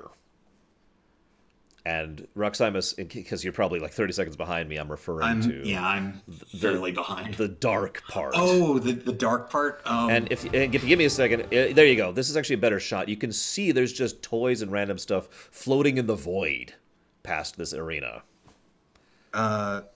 It's hard to see, but still... I'm really not sure. There you go. That's a little better shot. Well, obviously, it's got something to do with that machine heartless thing, whatever that is, in the center. But otherwise, I'm not really sure. Now, I point this out, and this is important, because Kingdom Hearts has never done the fantastic... Oh, shoot, what's the trope for it? It's like fantastic super mega battle arena thing, right? Like, they don't do the thing that the Final Fantasy series has done, where you go into a battle arena, which has nothing to do with the lore of where you're at. In Kingdom Hearts, where you're fighting has always been, some kind of actual place, even if it's inside someone. what the hell is this? You know, now several people in chat have already said, you know, maybe this is literally the Toy Story world falling into darkness. Maybe the Toy Story world is already in darkness. Okay, so you and I actually discussed this last night, but for those who don't know, Nomura actually said something regarding the 3 phases of Kingdom Hearts worlds. The first 3 worlds are phase 1. The second 3 worlds, which I don't believe we've seen yet, are phase 2. And phase 3 is something that he is not revealing, but is... Oh, God, I really hope this is true. I'm sorry, I'll let you say it. Unless you want me to. Our theory is that it is basically a merged world, or a world in darkness. Yeah, the idea here is that the way Nomura phrased that, and from my own extensive looking into the real life interviews with Nomura for the last like 10 years, however long it's been at this point, 20 years. When did Kingdom Hearts 1 come out? 16 years ago. Okay, so for the last 16 years, because I've been following this series ever since, one of the things that I've always gotten the impression is that he wanted to do a thing where you don't just go to the Aladdin world and you just don't just go to the Lionheart world, you know, but that there was a merger of them. And obviously, that's just not really been feasible, you know, with tech, because the most recent game they did was on the 3DS, and before that it was the PS2, you know? In response to Terra, they've done merging worlds together once, and even then, it was kind of segmented. That was the end of the world in KH1. Yeah, it was purely load screened, and the really, really hard to tell, like I imagine most people didn't even notice, the descent at the very end, where you saw bits and pieces of, what was it, Beauty and the Beast? And, yeah, the worlds that have already been lost. So, again, I think, and we think, I would say we on this because we were discussing this together, we hope... I don't know about you. I would love this idea. Honestly, I hope they take it one step further than what they did in the End of the World. And like, okay, we've got a bit of Toy Story mashed up right next to a bit of Monsters, Inc. Exactly. That's exactly what I want. Mashed up against, you know, Tangled, mashed up against Big Hero 6, just all in the same environment, not even segmented by a load screen, you know? And literally have this be story relevant, not just a gameplay thing. Like literally have Woody walk up and talk to Mike, you know? That's the kind of thing that I want, and is actually possible with the modern tech, and with Nomura's own tendencies on the matter, and some wild hope and speculation. So this, what we're looking at in the background could be leaning in that direction, or maybe not. Who knows? Considering Phase 1 is basically 90% done, and Phase 2 is only, I think, 60 or 70% done. Yeah. I don't believe that's what we're looking at here. I think it might be like the very start of what we're looking at, you know? Yeah. And Max Time brings up a good point. That could be the war. The war that Xehanort's trying to build up to. He could literally just have us and all of our allies against him and all of his minions. Yeah. And then Lorium's over there on the side. And it's true, I agree. That would be a great cap to the Kingdom Hearts series. Like, I know it's going to keep going, but that would be a great cap to this. It's a great cap to the saga. Yeah. This current saga. Just everything wrapped up into one, you know, put a bow on it. Here you go. Here's 16 years of celebration. And I gotta say, if that is true, I swear this right now. I'm doing it on camera, so I can't take it back. If that's true, I'm gonna go out of my way to summon every single summon, if they're the ones from the games like we talked about earlier, during that battle, just so they're involved too. Because that sounds awesome. Anyways, so yeah, amazing, awesome stuff happens for a bit. I gotta say, by the way, this is some good UI design 101 right here. This is very clear and distinct and not intrusive at all. Oh yeah, laugh power in the upper left there, for those of you who didn't catch it.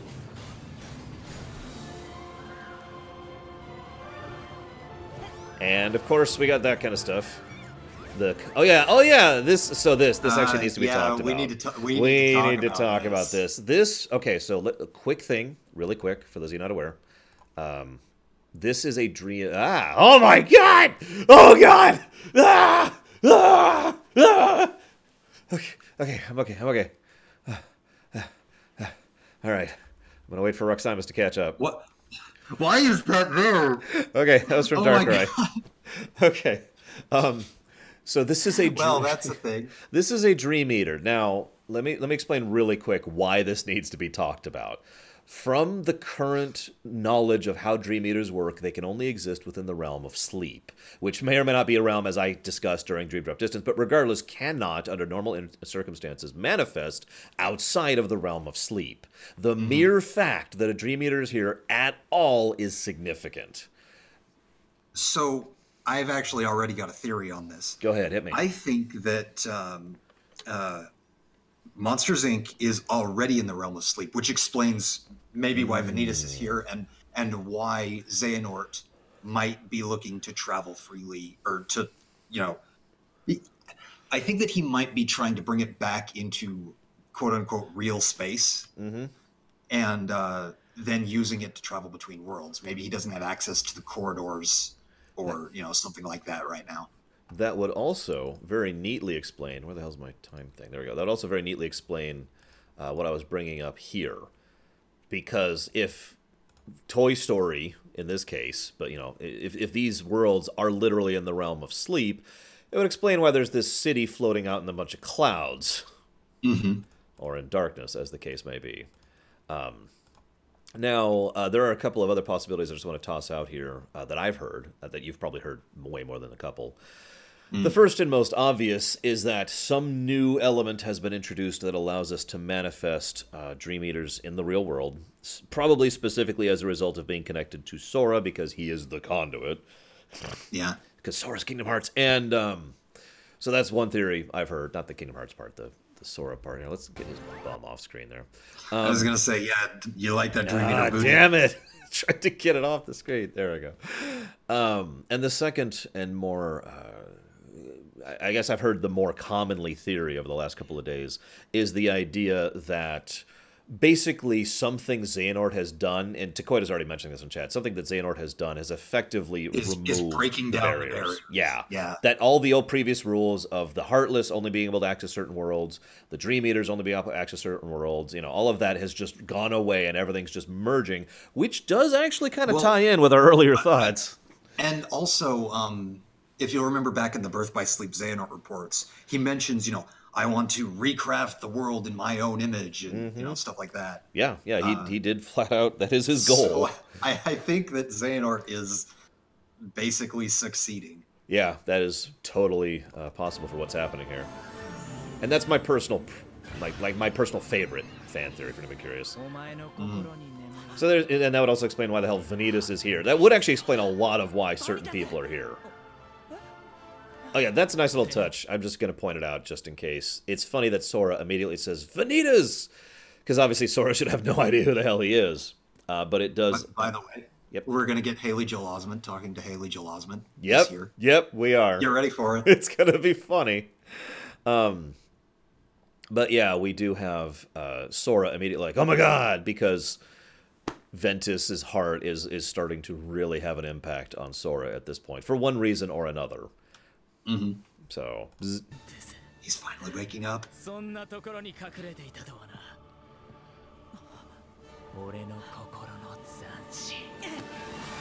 It's Kingdom Hearts 3 coming out 28/37. Oh, sorry. I had to get one in there. And as you can see, we still don't actually have a release date. I was really hoping for one. Although they have confirmed that a release date, a full release date, will be at E3 this year. Really? I hadn't heard that. Yeah. Yep. Interesting.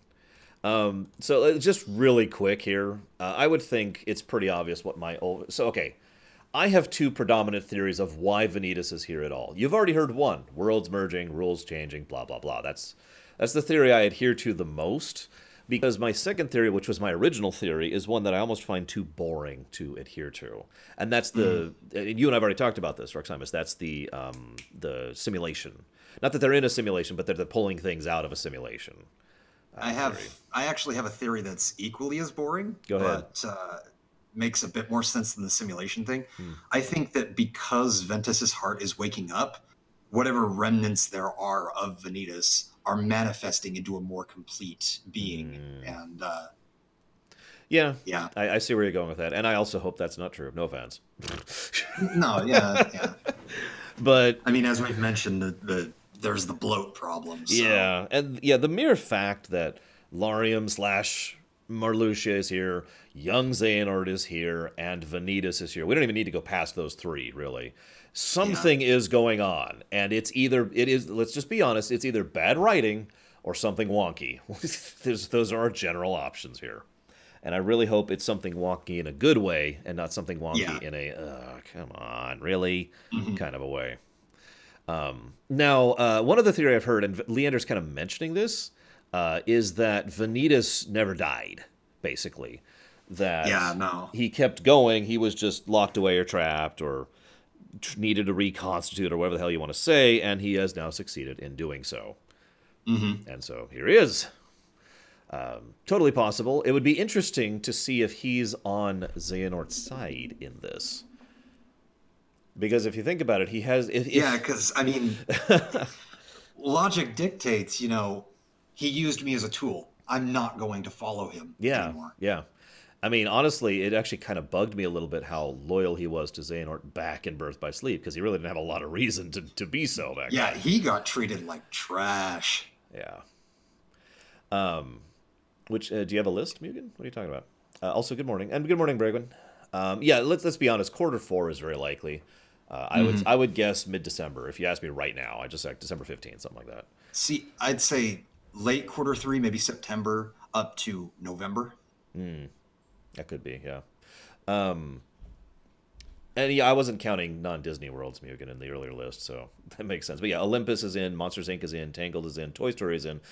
Big Hero 6 is probably in. And the only reason I say that way is because... Big Hero 6 is in, but we still haven't seen any footage of that it. Right there. It was literally the first confirmed world, and yet we still haven't seen jack from it, so I don't know what the hell's going on with that. Destiny Island, probably in. Twilight Actually, Zone. it was the second confirmed world. Tangled was in the Oh, you're right. just before it. You're right. My bad. So, excuse me. Second confirmed world. And yeah, we've obviously got the Keyblade Graveyard, which has already been mentioned. And then, oh yeah, I also want to point out just one final bit of evidence in case you somehow, for some reason, think we're lying to you. The balloons give away the final point that this is post Monsters, Inc. Because they redecorate this whole area afterwards to look like this.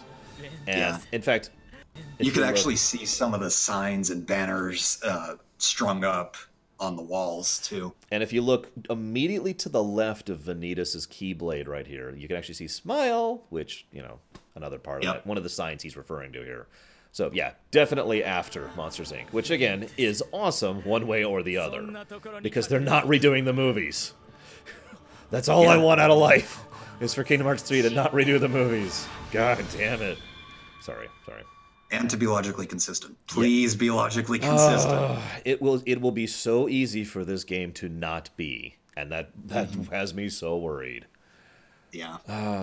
Anyways, so yes, that's our Kingdom Hearts 3 thing. I don't actually have much else to say about that. Raxaimus, you're terrible. No, I'm kidding. Do you have any other thoughts?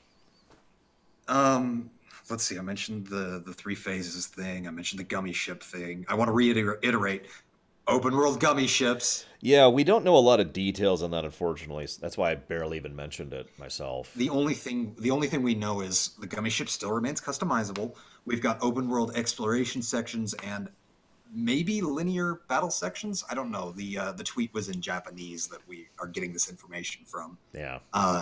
But that specific attendee of D23 actually described the gummy ship battles as Star Wars-esque, which sounds really awesome. I mean, they're already like one step there, because they were straight up Star Fox in Kingdom Hearts 2, which I liked for reference. Now we just need to go, TIE Fighter, and we'll be great. That's actually what I'm picturing. That or the Rogue Squadron series on N64 and GameCube was kind of what I was mentally equating that to. Yeah. Anything else? Anything else? It's all the news I got. Since I know someone's probably going to ask at some point or another, I don't know if I'm going to E3 this year. I would really, really like to, because Kingdom Hearts 3 is confirmed to be there. We're confirmed to get a release date. By that logic, we may get a demo. Who knows?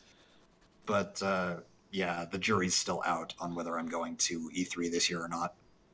Although it won't be as bad as last year if you do go from what you told me. Oh, God, no, yeah. I actually got an email, for those who don't know, basically during the first few hours of both Wednesday and Thursday, it's media exclusive. So I'll be able to do my job and then My gosh. just hang out for the rest of the for the rest of the day. Well, I am glad that they learned their frickin' lesson from last year. God. All right, here's the E3. Everyone go wherever. Just whatever. Do you have a media-only line? No. Just get in line. Well, how long's the line? 3 hours. It's okay. You can go to the Bethesda land. Nobody's there.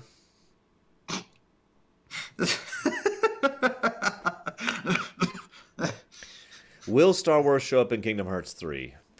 So, that question's been asked for about 4 years at this point, but I do have to point out one thing. Hang on, real quick, Rock. Give me a sec.